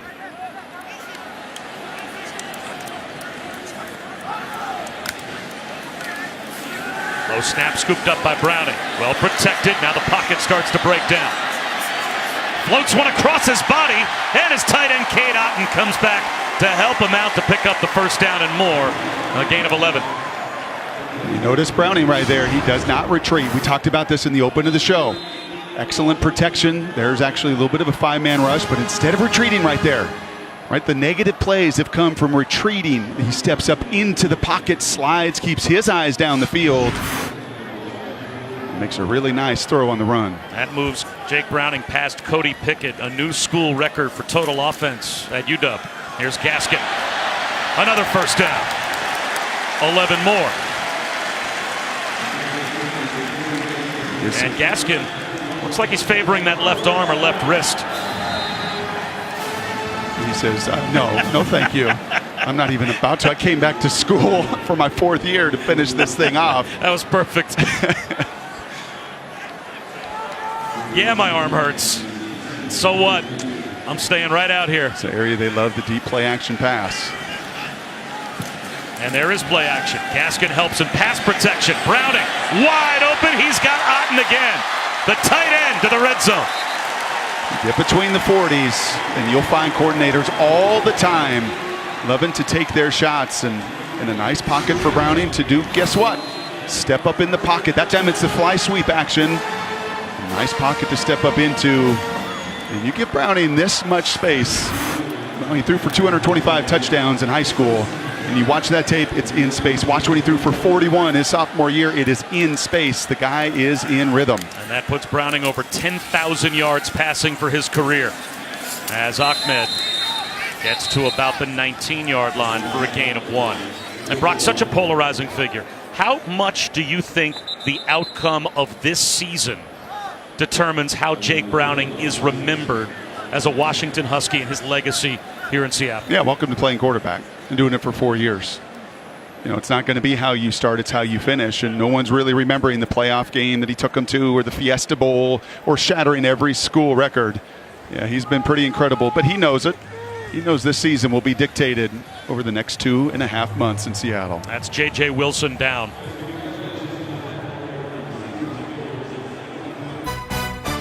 ESPN College Football, brought to you by eBay. If it's happening on game day, it's happening on eBay. Get all your favorite Washington gear for the best price with free shipping on eBay. Build your part with color. The Conibear Shell House has been the home of Washington rowing since 1949. It's actually the Husky Clipper shell of the 1936 Olympic champions. Speaking of champions, the USA Women's 8 Rowing World Champions, headed up by Caitlin Garegian, UW class of 2009. When you're surrounded by water, you think you'd be pretty good at rowing, and they are. Wide receiver screen.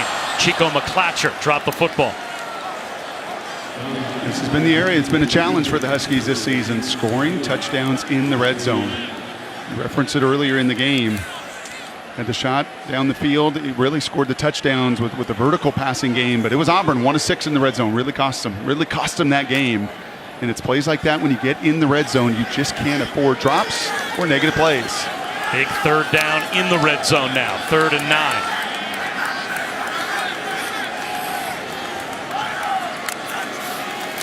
Arizona State brings a blitz. Gaskin picks it up.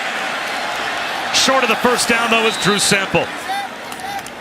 So Arizona State gets a stop. It'll be 4th down and at least 2. And here comes the field goal group for Washington. Yeah, you've got to try to take these 3 points. But it's that drop on 2nd down. Right? It's just that negative play. Even though it doesn't go backwards, in essence it does, because then it allows Arizona State to play that soft zone and keep everything in front of them. Peyton Henry, when he was back in junior high school, early in high school, went to a JV game where all he saw was kickers missing kicks. And he was asked to come out for the football team as a soccer star. Made the high school team, and now here he is at Washington kicking field goals for the Huskies. That puts them up 7 midway through the third.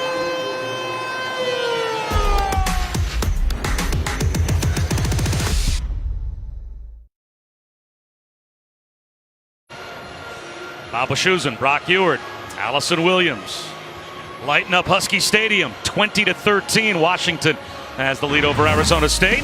But here comes the Arizona State offense again. Yeah, and ASU not lighting up the scoreboard or the stat sheet, but they're committed to the run. And Washington is committed to playing 6 guys in the box. And if you were going to do that, you were going to say, are you willing to take 3 or 4 yards? And Herm Edwards comes out of the Tony Dungy school, man. And he knows the way Washington wants to play defensively. They are going to test you and whether you are going to continue to be patient in that numbers game, and they have been. And they want to get this game to the fourth quarter. Paul Lucas. Pretty good return across the 30-yard line. And Sunday Night Baseball presented by Taco Bell at a special time this week, 7 Eastern. We could see this matchup in October. Red Sox Indians from Progressive Field. All-Stars up and down both lineups. Our coverage begins at 6 Eastern on ESPN2 with baseball tonight, Sunday Night Countdown. Both are streaming live on the ESPN app. You know, and back to, and you've talked about the shift a lot in baseball tonight, but back to that run game. A lot of teams say, no, I want to get that extra defender in there, right? I want to get that extra defender, stop the run first, stop the run first. Washington knows this offense goes through N'Keal Harry. He is their big playmaker, and by basically daring ASU to do this, Harry has been a non-factor tonight. He's at the bottom of the screen. Instead, they'll check it down to Tommy Hudson, the tight end, with a flag thrown on the near sideline. As Hudson easily picks up a first down if the play stands. This is going to be coming back, though.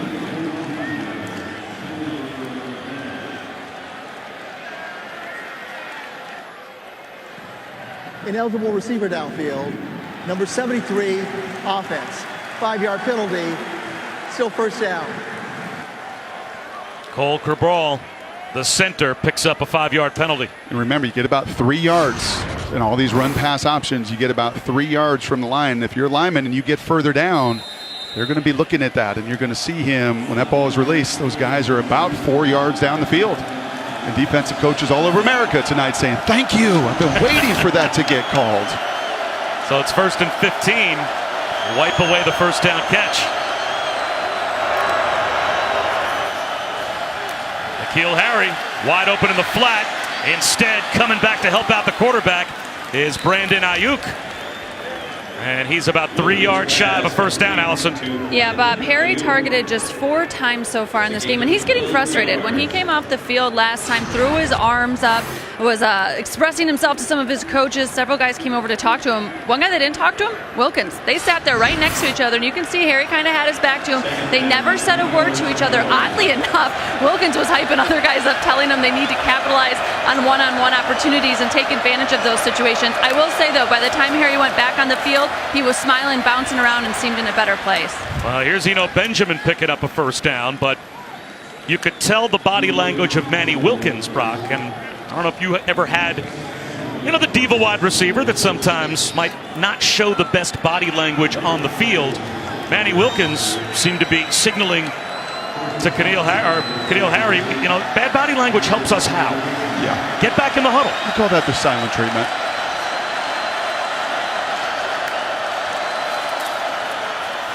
There's a wide receiver hitch to Harry. And he picks up 3. And you're going to see Manny's a guy that likes to, and this is at halftime, saying, hey, trust me, before this game is over, I'm going to get you the ball. That was on his miss. That was on the slant that he missed him, a busted coverage.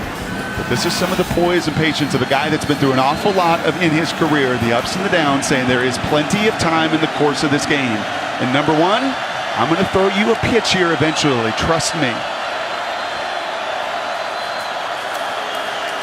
Benjamin, about 3 yards shy of the first down. It'll be 3rd down and 3. And as a quarterback, how much of your job, because you've got the ball in your hands on every play, is managing some of those egos of your skill position players as a leader, not just the guy that's got the ball in his hands? No question about that.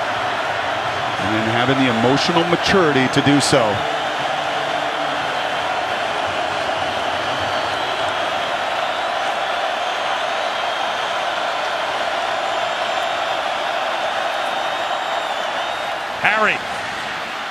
looking for first down yardage. Second effort, powers his way after originally being spun back.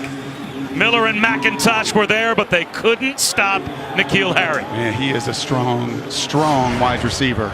And he sets the tone. I love what Herm said about him. You go out to our practice, the guy there, when he steps across the white lines, no one's more serious than this guy. And look at the leg strength and the power. 2-3 Huskies can't bring him down, and yet another huge third down conversion.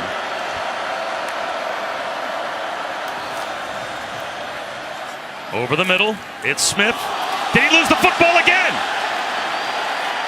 It looks like he did. Washington initially thought they recovered.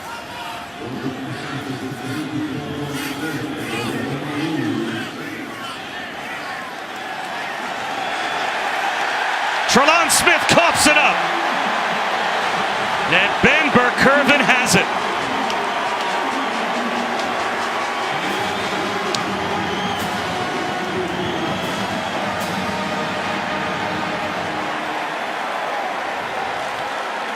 Arizona State had dodged some bullets to that point. They had recovered several of their own fumbles.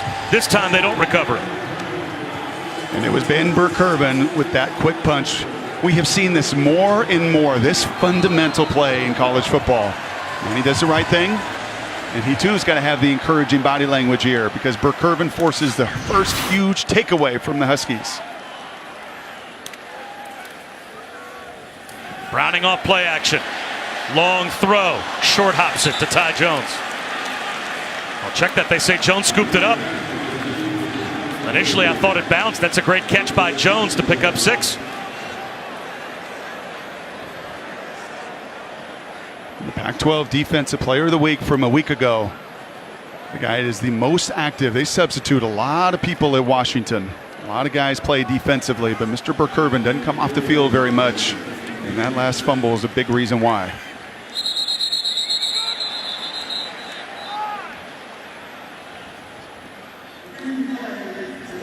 They're going to take a look and see if Jones did indeed make that catch.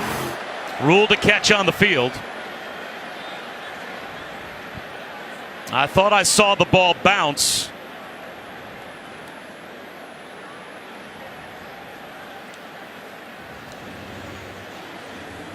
Well, it looks like he traps it right on top of the grass. Or field turf. The green stuff. That's a ballroom dancer. Now, does he get his hands underneath it?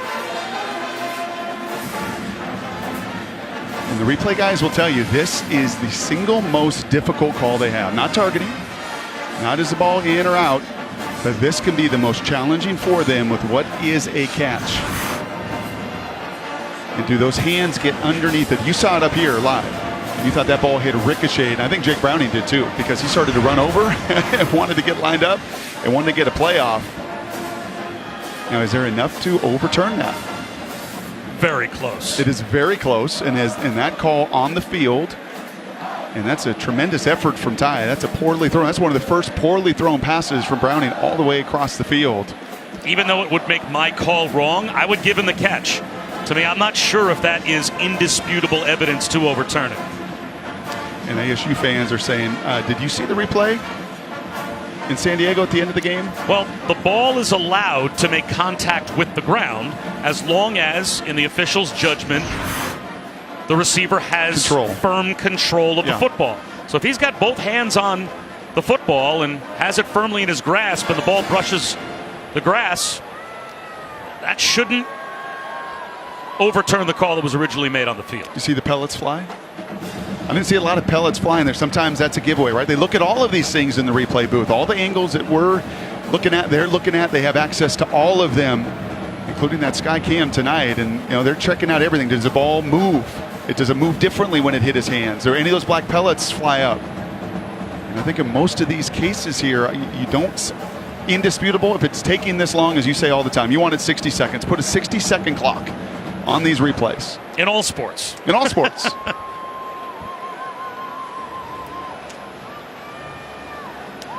And sometimes the reason this conversation takes so long is if they're going to reverse the call, they've got to put the ball back where it was. How much time? They've got to put the clock back where it would have been.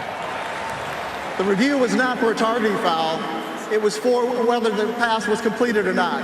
After review, the pass is incomplete. It will be second down. Game clock operator, please reset the clock to 4:23. 4:23. Thank you. I didn't know that there was even a question of targeting anywhere involved in that play.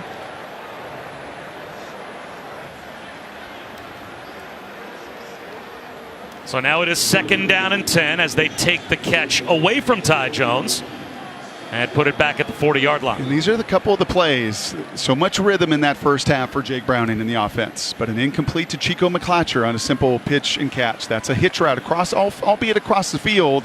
That is a throw that Jake can make. These are the plays in these early downs that often lead to third down success. Weren't too many cases this year for Washington, third down failures. Browning under pressure. Can't avoid the sack. Gets spun down. Merlin Robertson, the true freshman that Antonio Pierce was able to find playing high school football in California. And that's a miscommunication right there. That's Myles Gaskin that's going to chip a blocked defensive end right there, and you could almost call chop because he hits him underneath while he is engaged, and he just allows that outside rusher to come free, something you don't see the senior running back, a mistake he make very often. Third down and 12. Four-man rush. Browning steps up in the pocket, extending the play to the sideline. Right at the first down marker, spinning and trying to pick it up was Bocelli. And it looks like he might be just short. It is fourth down. Fourth down and less than a yard right near midfield. So a decision for Chris Peterson. I think he's asking to see, are you going to take another look at that spot? And you can't count on that. And these timeouts become pretty critical in one possession games as well. Well, the play clock's already down to 13. So if they're going to make a decision to go for it, that decision has to be made right now. Now it looks like the punt group's going to come out. They'll probably have to take a delay of game penalty. Play clock goes to 0. And that's a delay of game call against Washington.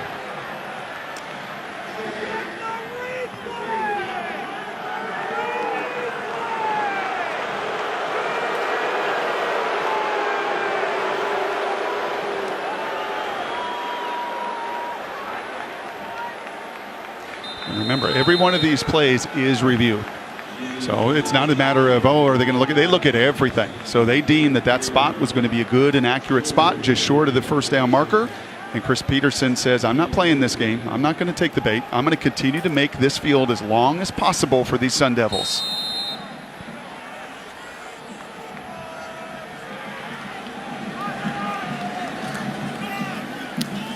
Rugby style kick from Whitford to the sideline, and now it takes a hop inside the 15 and rolls all the way down close to the 10-yard line. Well done. Next Saturday, ABC. It'll be a whiteout as Beaver Stadium will be a scene for Ohio State and Penn State, 7:30 Eastern on ABC, live on the ESPN app, so you can watch it anywhere. Brock had talked about this in the first half. My prediction, the winner of that game will be in the college football playoff. I think that is how important that game is going to turn out to be. What do you think? I would agree. I would say the way Michigan has responded to some early season adversity, including an absolute blowout of Nebraska today, that defense is locked and loaded. And I think that they will have a say in matchups with both of those teams before it's said and done. That those three are going to play some massive games here in college football, October, November. Play action for Wilkins. Checks it down to Benjamin. Spins out of a tackle. So the worst starting field position of the night for the Sun Devils starts with a 7-yard gain on first down.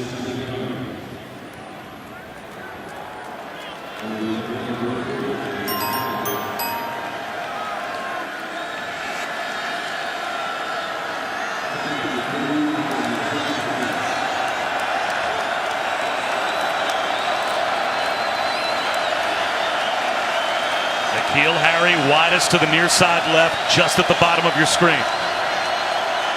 Only one deep safety for Washington. They'll run it with Benjamin, and this time he's got nowhere to go. dragged back, a loss of 1. Potoa'e grabbed him and pulled him back. Now it's 3rd down and about 4. Huge play.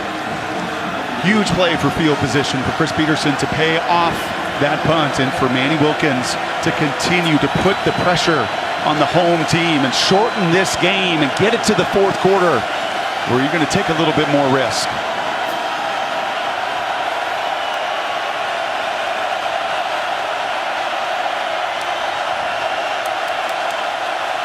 Four-man rush. Manny Wilkins broke it up. Miles Bryant with perfect coverage, sagging back in the passing lane. Intended for Frank Darby, and it's a 3-and-out for Arizona State. And that is so good on so many levels there for Miles. He's got an inside route that he's got to play first, and he does. He plays through that coverage, and then he has the awareness. So if a route breaks off inside of me, what's more than likely coming behind, he's trying to clear me out, and what's more than likely coming behind is Frank Darby on an in cut. That is so well done by the former walk-on. Michael Sleep Dalton gets away a good punt. Fuller inside his own 30. Bottled up. Excellent punt coverage by Arizona State.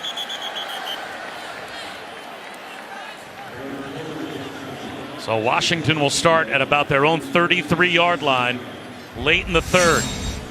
A look now at this week's college football rankings brought to you by PlayStation. And the thriller, of course, the Stanford comeback seems to be the signature result in the top 10, although Oklahoma having to survive Army in overtime. It's amazing, too. And every team so far in the top 10 victorious. As Washington's right there with Penn State, the last of the group to play.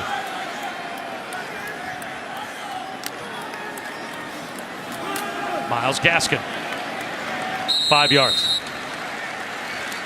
And you see a little of the difference between Gaskin and Ahmed. And that is just if there's nothing there, you see the veteran running back that just puts his head down and the shoulders down and just gets what's available. And Ahmed on a couple different occasions down in the red zone, and he will learn that. It's one of the things that you're going to learn from a veteran senior running back by Gaskin, and why he's gotten so many opportunities as that hand goes up and this team gets ready to play a 4th quarter that I think, frankly, both sides knew that this game today was going to look and feel an awful lot like this. Exactly what I was going to say. Both coaches seemed to know exactly the type of game we were going to have, and we head to the 4th quarter. A low-scoring, 1-possession game here in Seattle.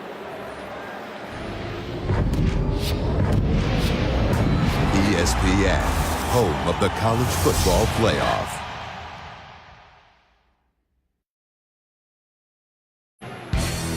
There has to be some significance here at Husky Stadium to a glowing gold and purple shoe being held up to start the 4th quarter.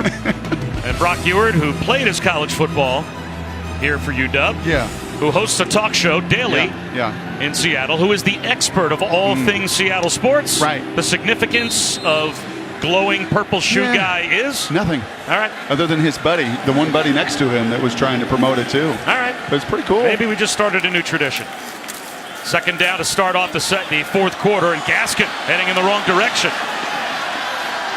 And it does well to run a long way to maybe pick up a yard or 2 as he gets close to the 40-yard line, brings up a big 3rd down to start off the 4th quarter. Yeah, that was a big-time play there by Curse Thomas, linebacker, getting right in the backfield and creating some of these negative plays. You just did not see much of that from ASU in the first half, a group that has been so good this season. Top 5 in America in sacks and tackles for loss, and in some big moments in the red zone. And that play helping set up a little pressurized 3rd down for Browning and the Huskies.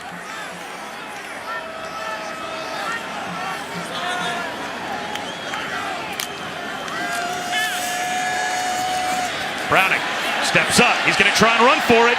Weaves his way right to the 1st down marker. And boy, did he get walloped right at our yellow line to gain. Malik Lawal came up to make the stop, but Browning was able to get the ball past the sticks for a 1st down. And when Chris Peterson says, who's the toughest Husky that we got? It's number 3, because this guy is taking licks like this. And they may take another look at that one upstairs. He has taken shots like that game after game, season after season, and you just will not find a tougher Husky quarterback.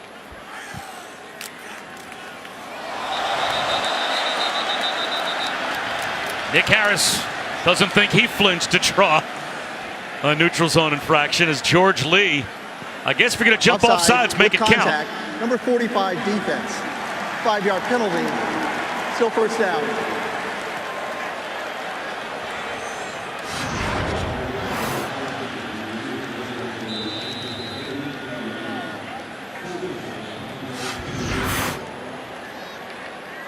Okay, between the 40s, 1st and 5. You got a play action shot. This has been the area of the field that Washington has been willing to take some of that risk.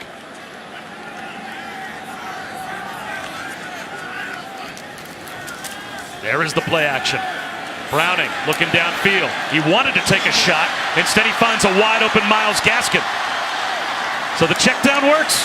That's a good business decision by Jake Browning, the quarterback. The shot downfield was covered up. It's a gimme 14 yards to Gaskin. Well, it's about the 4th time now you've seen him do what? Step up. A point of emphasis this week for him because he creates positive plays. The 3rd down conversion. Just the play before that time, stepping up into the pocket and then allowing you to just have a much better feel of your surroundings than when you're retreating and going backwards.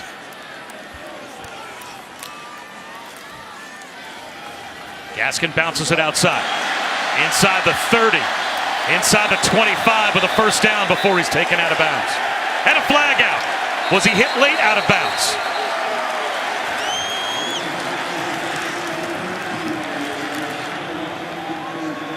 And if he was, it was Jalen Harvey that I think is just getting a little bit frustrated. DeMonte King was over there as well. King might have bumped him out, and then did Harvey give him a little something extra? After the play, personal foul, late hit out of bounds, number 43 defense. Half the distance to the goal line. That's an automatic first down. And a pretty quick feet here of Myles Gaskin. That jump cut getting outside. And look at Jalen Harvey here. Wow. That's a tough call. He gets hit. His foot is barely out of bounds. Is it fair to ask a player to stop playing when a running back is right on the boundary? And of that nature, that's tough. That is a really tough call. Gaskin inside the 10-yard line.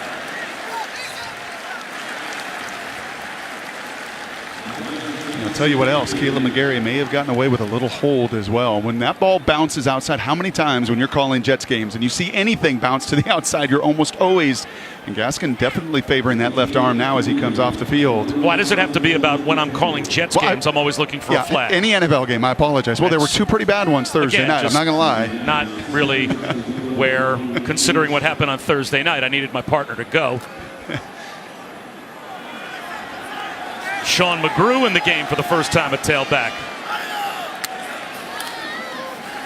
Wide receiver screen. Savon Ahmed shy of the 5-yard line. J.J. Wilson made the stop. And how big is this play? Washington on top by 7. Poised to make it a 2-score lead, but will it be 3 or will it be 7? That could hinge on what happens on this 3rd down. And you get right back to the red zone. We talked a lot about baseball, and it seems like that ball just finds you.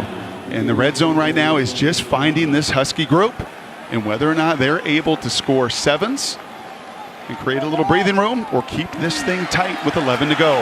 They can pick up a first down just inside the 2. Arizona State jumped but got back.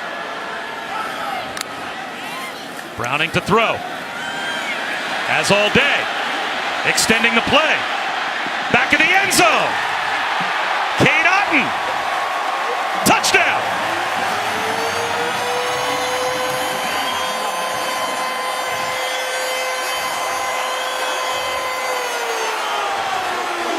You know, Chris Peterson is not the conniving type, but there have been a lot of conversation about Jake outside the pocket, some of the negative plays that have occurred. And Chris Peterson saying, yeah, but you know what else he has done? Made a tremendous amount of plays when he has bought time just like that. And what a beautiful job of footwork by the redshirt freshman, not running out of bounds, knowing where he was. So Browning could put it right on the money for his 3rd touchdown pass of the night. And Cade Otton, who played his high school football for his grandfather, Sid, the winningest high school coach in the history of Washington football. The day after Cade graduated, Sid retired. Now he's watching him play here for UW.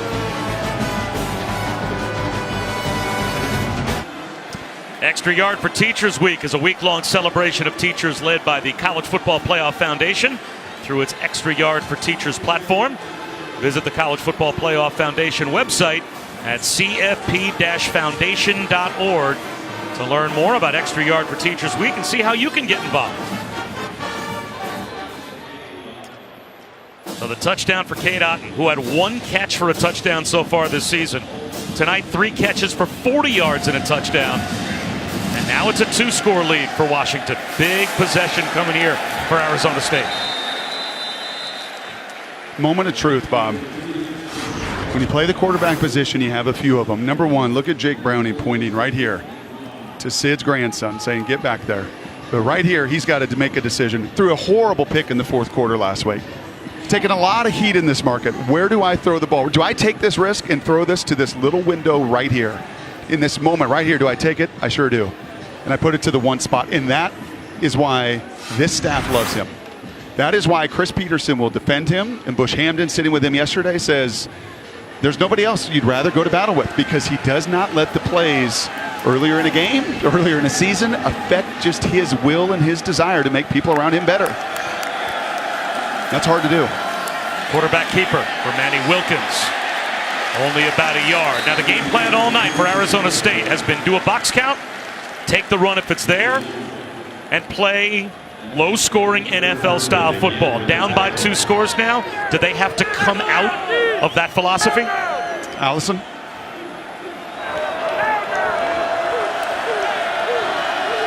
Guys, we were talking about Jake Browning and just the positions he's been in throughout his career at Washington, the ups and the downs. And at times, people getting after him for some of those mistakes and how he's responded. I was really impressed talking to him. He said, I know that people don't watch all the tape. They only focus on the negative. And that 90% of the fans are going to be good, but you're going to hear the 10% that are maybe a little bit crazy. So he said, I am just focused on having fun in my last go-round. And Bob, to your question, going to be focused, as you just saw, on getting it to number 1. There's no question. But you can't be careless. You cannot be reckless with it. You pose that question, you open it up now, you have to. But you also cannot just simply give the ball away. And face now with 3rd down and 9. Play clock down to 3. Wilkins, well protected. Tipped ball. On the carom, it's intercepted. Joe McIntosh picks it off.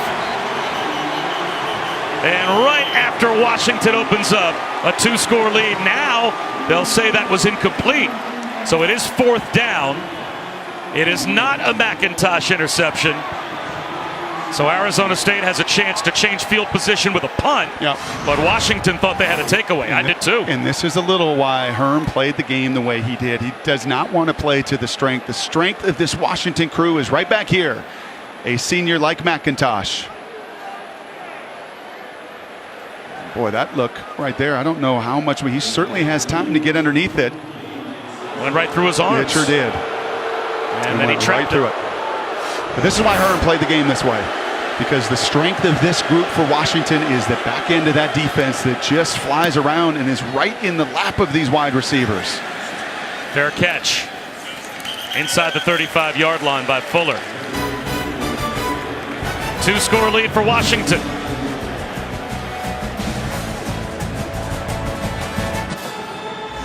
ESPN College Football is presented by Geico. 15 minutes could save you 15% or more on car insurance. And in part by Nissan, premier partner of the Heisman Trophy. Welcome back to Husky Stadium. Bob Wischusen here with Brock Ewert and Allison Williams. Washington firmly in control now. They've got the football in a 2-score lead. And Myles Gaskin, who was favoring that forearm, is over on the sideline, so see if he can get back in the game or if they need him. And ASU needs a 3-and-out, period, end of story. a defense it's played awfully hard tonight. Browning's just made the plays down the field. Has got to get the ball back to their offense.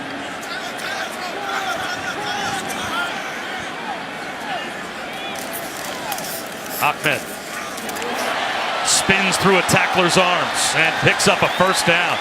So much for the 3 and out. One play, 12 yards, and a first down for Savon Ahmed. Yeah, and he runs through the arms here of the true freshman Butler. These guys at ASU are going to be so fun over the years to watch because it's tackles like that. As Butler grows up, he's 18 years old. He's a true freshman. When he grows into this system, and some of these freshmen that are having to play right now spend a year or two in this system, it's going to be a tackle they will make in the years to come. Now, Herm Edwards talked about that when we met with him yesterday. 9 new guys playing on defense at the top of the depth chart.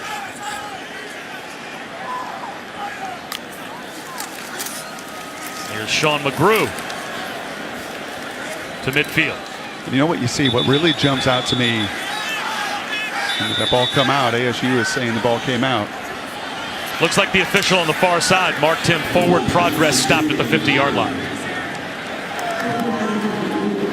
Progress was ruled to be stopped. But what jumps out to you with teams that have to play young guys is they'll be in position and they just don't have the thump. They just don't have that strength. Herm knows it. That these guys are going to grow so much in the years to come as he gets them in their system and in their weight room. When you're 18 and you don't have that kind of strength yet, and they love Robertson, they think he's going to be a monster, and what valuable reps. In the years to come, when that strength comes, there will be even more stopping power in these tackles. Myles Gaskin back in, immediately met behind the line. Alan Kearse-Thomas knifes through to make the tackle for a 4-yard loss. And it's 3rd down and long. You know, one of the points of emphasis for Washington coming in is just get a hat on a hat. Right? Just find a way to get a hat on a hat. Don't leave people here, especially when Gaskin's in the game. Just get a hat on a hat, and that guard tackle communication, not good enough. And a much better play there by Kearse-Thomas to shoot the gap and create the negative play. Now, last week, second half, when Washington was firmly in control, Jake Browning made the unmakeable mistake. How frisky do you get with your play calling with a 2-touchdown lead at midfield here on 3rd down and 11? Good point. And they'll stay conservative with Gaskin. They'll get to midfield and they'll play the punt. And that's twofold. I don't think it's as much in Bush Hamden's head as he's calling this game, remembering last week, not with what Jake has done tonight, but it's also that guy right there who's going to talk to that offensive line and say, get a hat on a hat. But more importantly, that guy is going to trust his defense and say, hey, the only touchdown drive we gave up tonight was on the short field. Other than that, it's been 2 field goals. So I think that's as much reliance in trusting his defense as it is not trusting the offense. And it's N'Keal Harry back to return the punt. Fields it inside the 5-yard line. Breaking tackles. You're not supposed to field a punt inside your own 5-yard line. So what, says N'Keal Harry. He runs it all the way out to the 44-yard line. Sometimes a special player trusts his ability and makes a special play. Does that ignite Arizona State?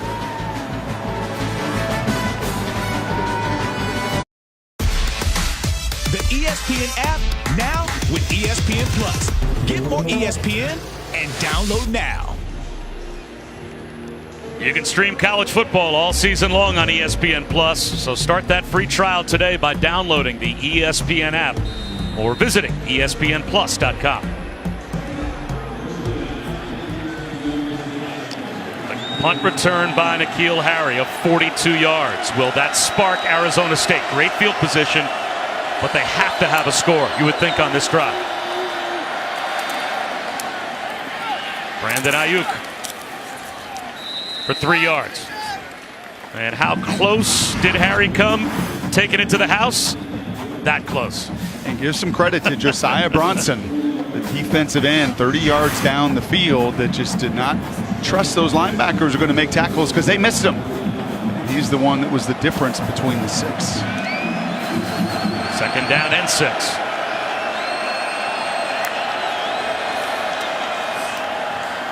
Tunnel screen. Ayuk. Blockers out in front. Speed inside the 45, or rather the 35, down to about the 31-yard line. Burke Kirven brought him down from behind, but it's a gain of 20. And you have to play with some tempo now if you're Arizona State. You need 2 scores, 6.5 minutes to go. Manny Wilkins ready to go.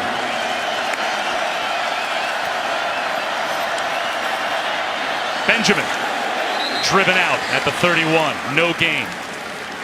Well done by Byron Murphy. This crew's been here. It was down 16-13 to Michigan State in the fourth quarter. It was down 2 touchdowns a week ago, and that clock continues to move as they ruled that Benjamin's forward momentum had been stopped, not going out of bounds. I'm not seeing a lot of panic, and there shouldn't be. This team has been in this position before, but they've got to get 7. Time coming off the clock.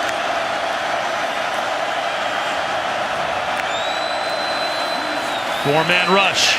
Long throw. Harry makes the catch. A gain of 5. And it's certainly 4-down territory all the way for Arizona State. But Manny Wilkins needs to get players on the field, needs to get a play called, needs to get to the line.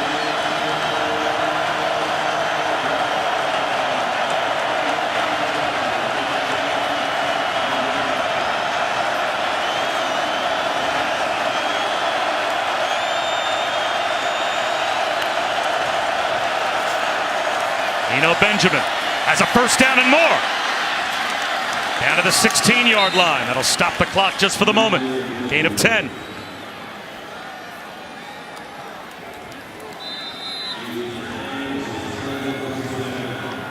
It was the run earlier. They got in the red zone, and it was run. 6 consecutive runs early in that first quarter. This is Isaiah Floyd.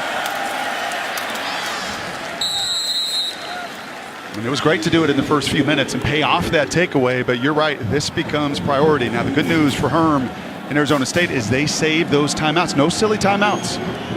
No issues earlier with the play getting in late, no wasting any timeouts, defensive substitutions, so they've got 3 in their pocket.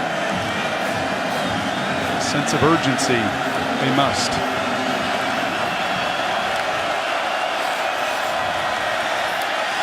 Wilkins dodges a sack, dodges a tackler, dodges his way down inside the 10, close to the 7-yard line. He picked up 5.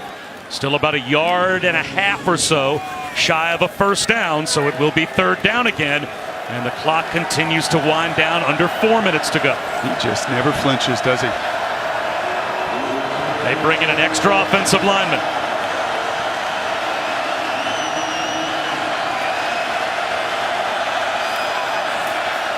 Benjamin inside the 5, close to the goal line. 1st and goal at the 1. A beautiful block there by the left guard, Casey Tucker, formerly left tackle.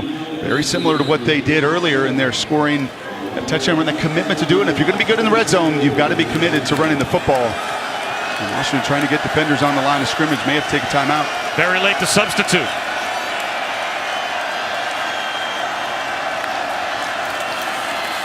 Benjamin leaps, shut down shy of the goal line. It'll be 2nd down and goal, and that costs them time. Ben Burkervin made the stop.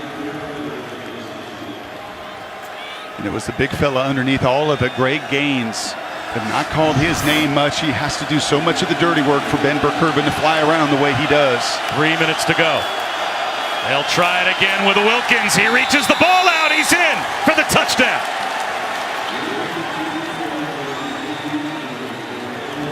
Terrific drive by Arizona State, and they make this a 1-possession game. That was all set up by the punt return. You can see the big fellas do just enough. You knew at some point Manny was going to pull the ball. Heads up play. He knows right where the threshold of that goal line is. But that drive has set up a shorter field, all because of one guy. Because of what N'Keal Harry did, not losing his poise throughout the course of this game. The Sun Devils make it very interesting here with 3 to go. The 2nd rushing touchdown of the season for Manny Wilkins makes this a 7-point game. Onside kick or kick it deep. We'll find out when we come back.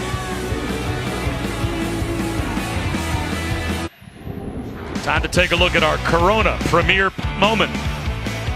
And Ty Jones, the ballroom dancer, with a pirouette and a heck of a catch for a touchdown back in the first half. That felt like yesterday. feels like a long time ago. There's been so much good football between that play and now, but Ty, is there one-on-one threat down the field? And Bob, to your point earlier about kick it deep, which I think you have to do here. Well, Washington is not taking any chances. No, they're not. They have a hands team out there. They are anticipating an onside kick. Will Brandon Reese onside kick, or will he kick it deep? And does Herm Edwards, with 3 timeouts, let his defense go play? And it looks like Herm Edwards is going to put his faith in his defense, as Gaskin will let this one hop into the end zone, wisely so. Tomorrow, Sunday NFL Countdown, 10 a.m. Eastern. Isn't that later today? Sunday NFL Countdown? The story of Patrick Mahomes' journey for White House, Texas, taking the NFL by storm, and Randy Moss with this week's best catches from college football. And you got Moss only coming up on 8 hours away. I think Rex and Matt, I think they're all in the studio getting ready, don't you think? Getting their makeup on? Sure. Well, it comes down to this for Arizona State. Can you get a 3 and out and use your timeouts and give Manny Wilkins to the offense one more chance? Both teams work on this and drill it all through training camp. 4-minute drill here for the offense, and that defense getting off the field. Gaskin on first down. And there is timeout number 1 called by Herm Edwards. We'll step aside for 30 seconds.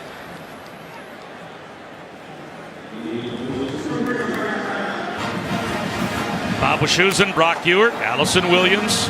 Does Pac-12 After Dark ever disappoint? No. It always seems to be a good game.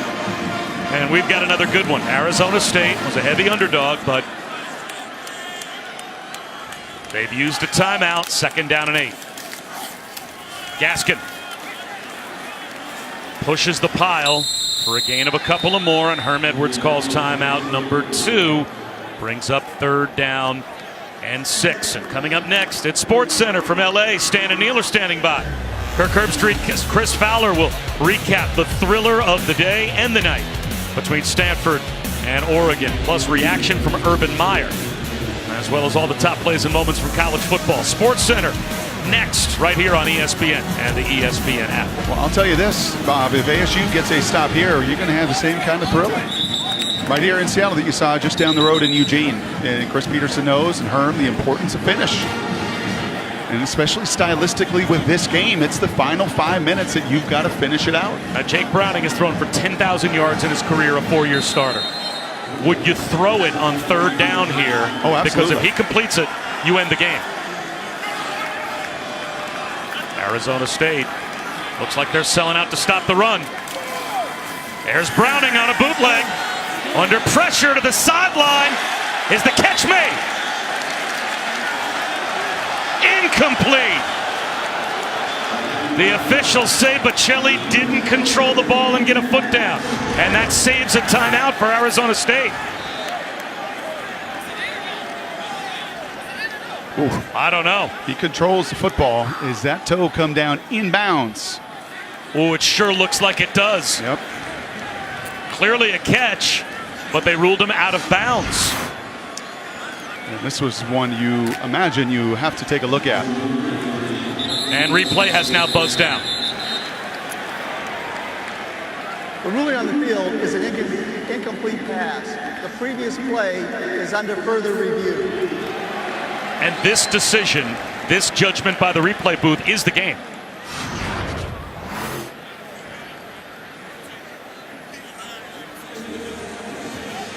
And from that angle, impossible to tell. His toe is hiding. But this angle,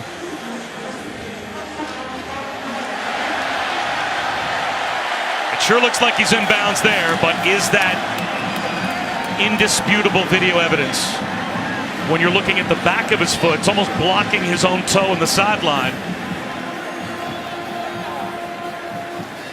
And the DB there, Chase Lucas, is blocking it in that view. In the other view, the other defender was. Wow.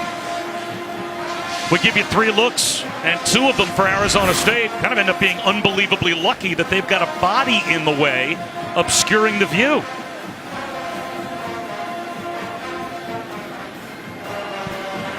After review, the pass was completed for a first down.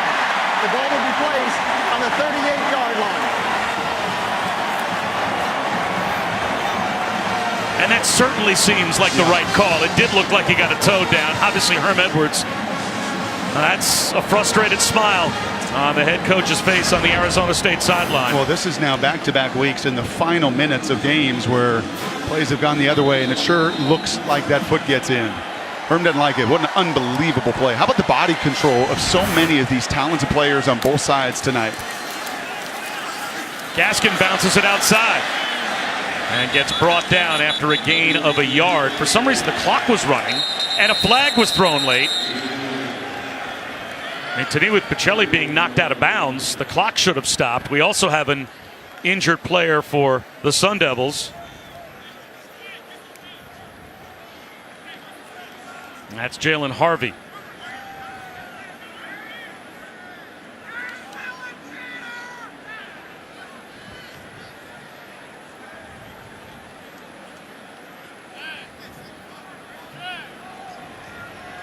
So Jalen Harvey working his way off the field with a limp.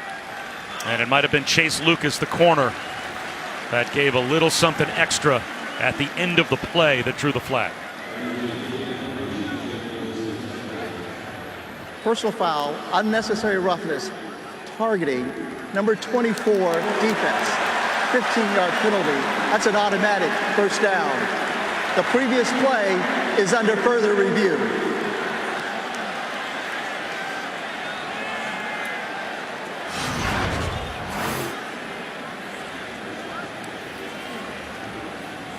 Well, there's a late hit. That's targeting? That's not targeting. That's a late hit. Obviously not targeting, but... And Chase is trying to do what he can to keep the defender in, right? Well, I guess not even trying to keep him in bounds. That's just a foolish mistake.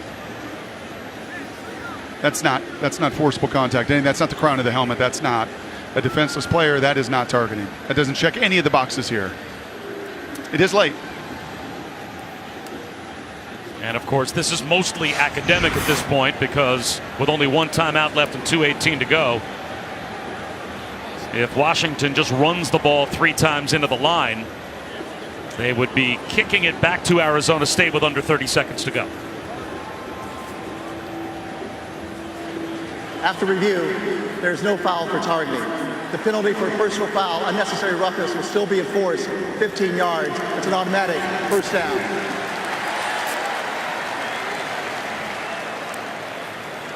Those are going to be some of the coaching points of a first-year head coach that's been through it all. As Herm said to us yesterday, 30 years in the NFL and so many lessons learned there and just as many off the field as well of just some of the poise and discipline here in the final minutes.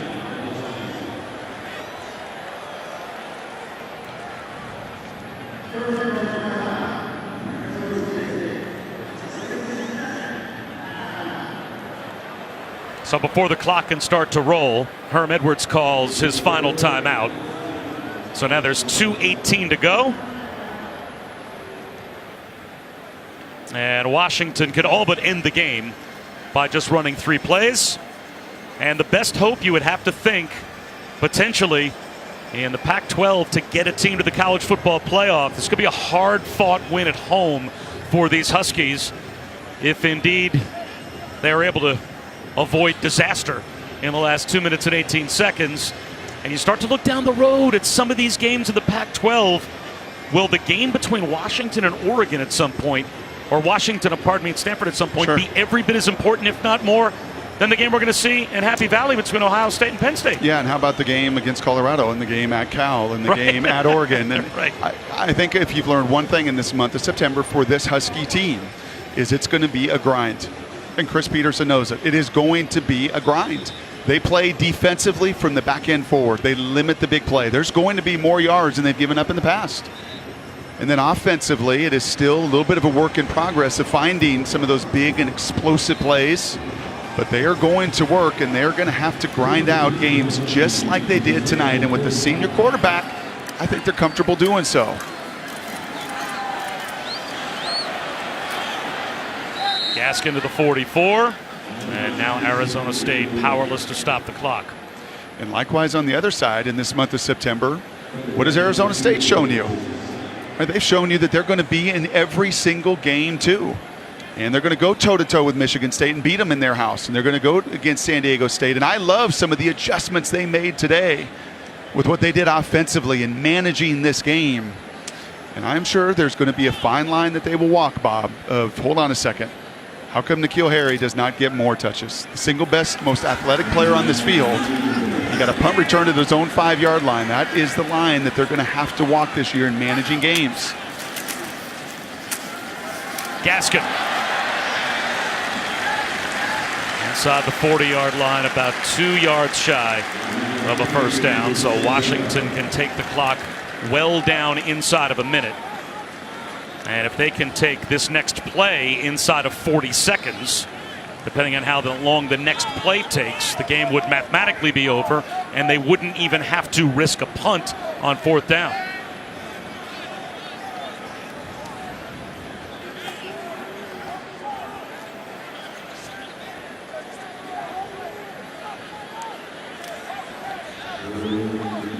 They'll snap it with about 45 on the clock. And if this play takes 6 more seconds to run, and it looks like Browning is going to kill some time doing exactly that. What a smart play by the senior quarterback. He knew all he had to do was get the game clock under 40 seconds, and it was over. Run around, kill a little time, and 27-20 will be your final. And Brock, this is just one of the landmines out there for the Huskies, but look what still remains. Yeah, buckle up, Pac-12 After Dark. Buckle up all season long. They're going to look a lot like this, just like they did with Stanford and Oregon tonight, just like they did here in a one-possession game. Nobody in this conference is going to run away from anybody. There are going to be so many of nights just like this over the course of the year. 27-20. Washington wins it. Herm Edwards has a young team. Yep. He played against the veteran quarterback in this conference. He knew if he could just get it to the 4th quarter, his team would have a chance. He got it to the 4th quarter, and they had a chance. They sure did. Washington, just a few too many playmakers. And Browning and Bocelli with the huge play. Browning, one of his best game of the season. There's no question about it. Responding to so much of the noise. And the touchdown pass from Browning to Cade Otton that you described really was the play of the game for the quarterback from UW. So once again, your final. The Huskies, they win it by a touchdown as Chris Peterson's team trying to fight past that loss to open the season to Auburn. Well, they've now won their first couple of conference games to start off conference play in the Pac-12. 27-20 is the final. Washington over Arizona State. For Allison Williams and Brock Ewart, I'm Bob Wischusen. So long from Husky Stadium here in Seattle. Sports Center is coming up in 15 seconds.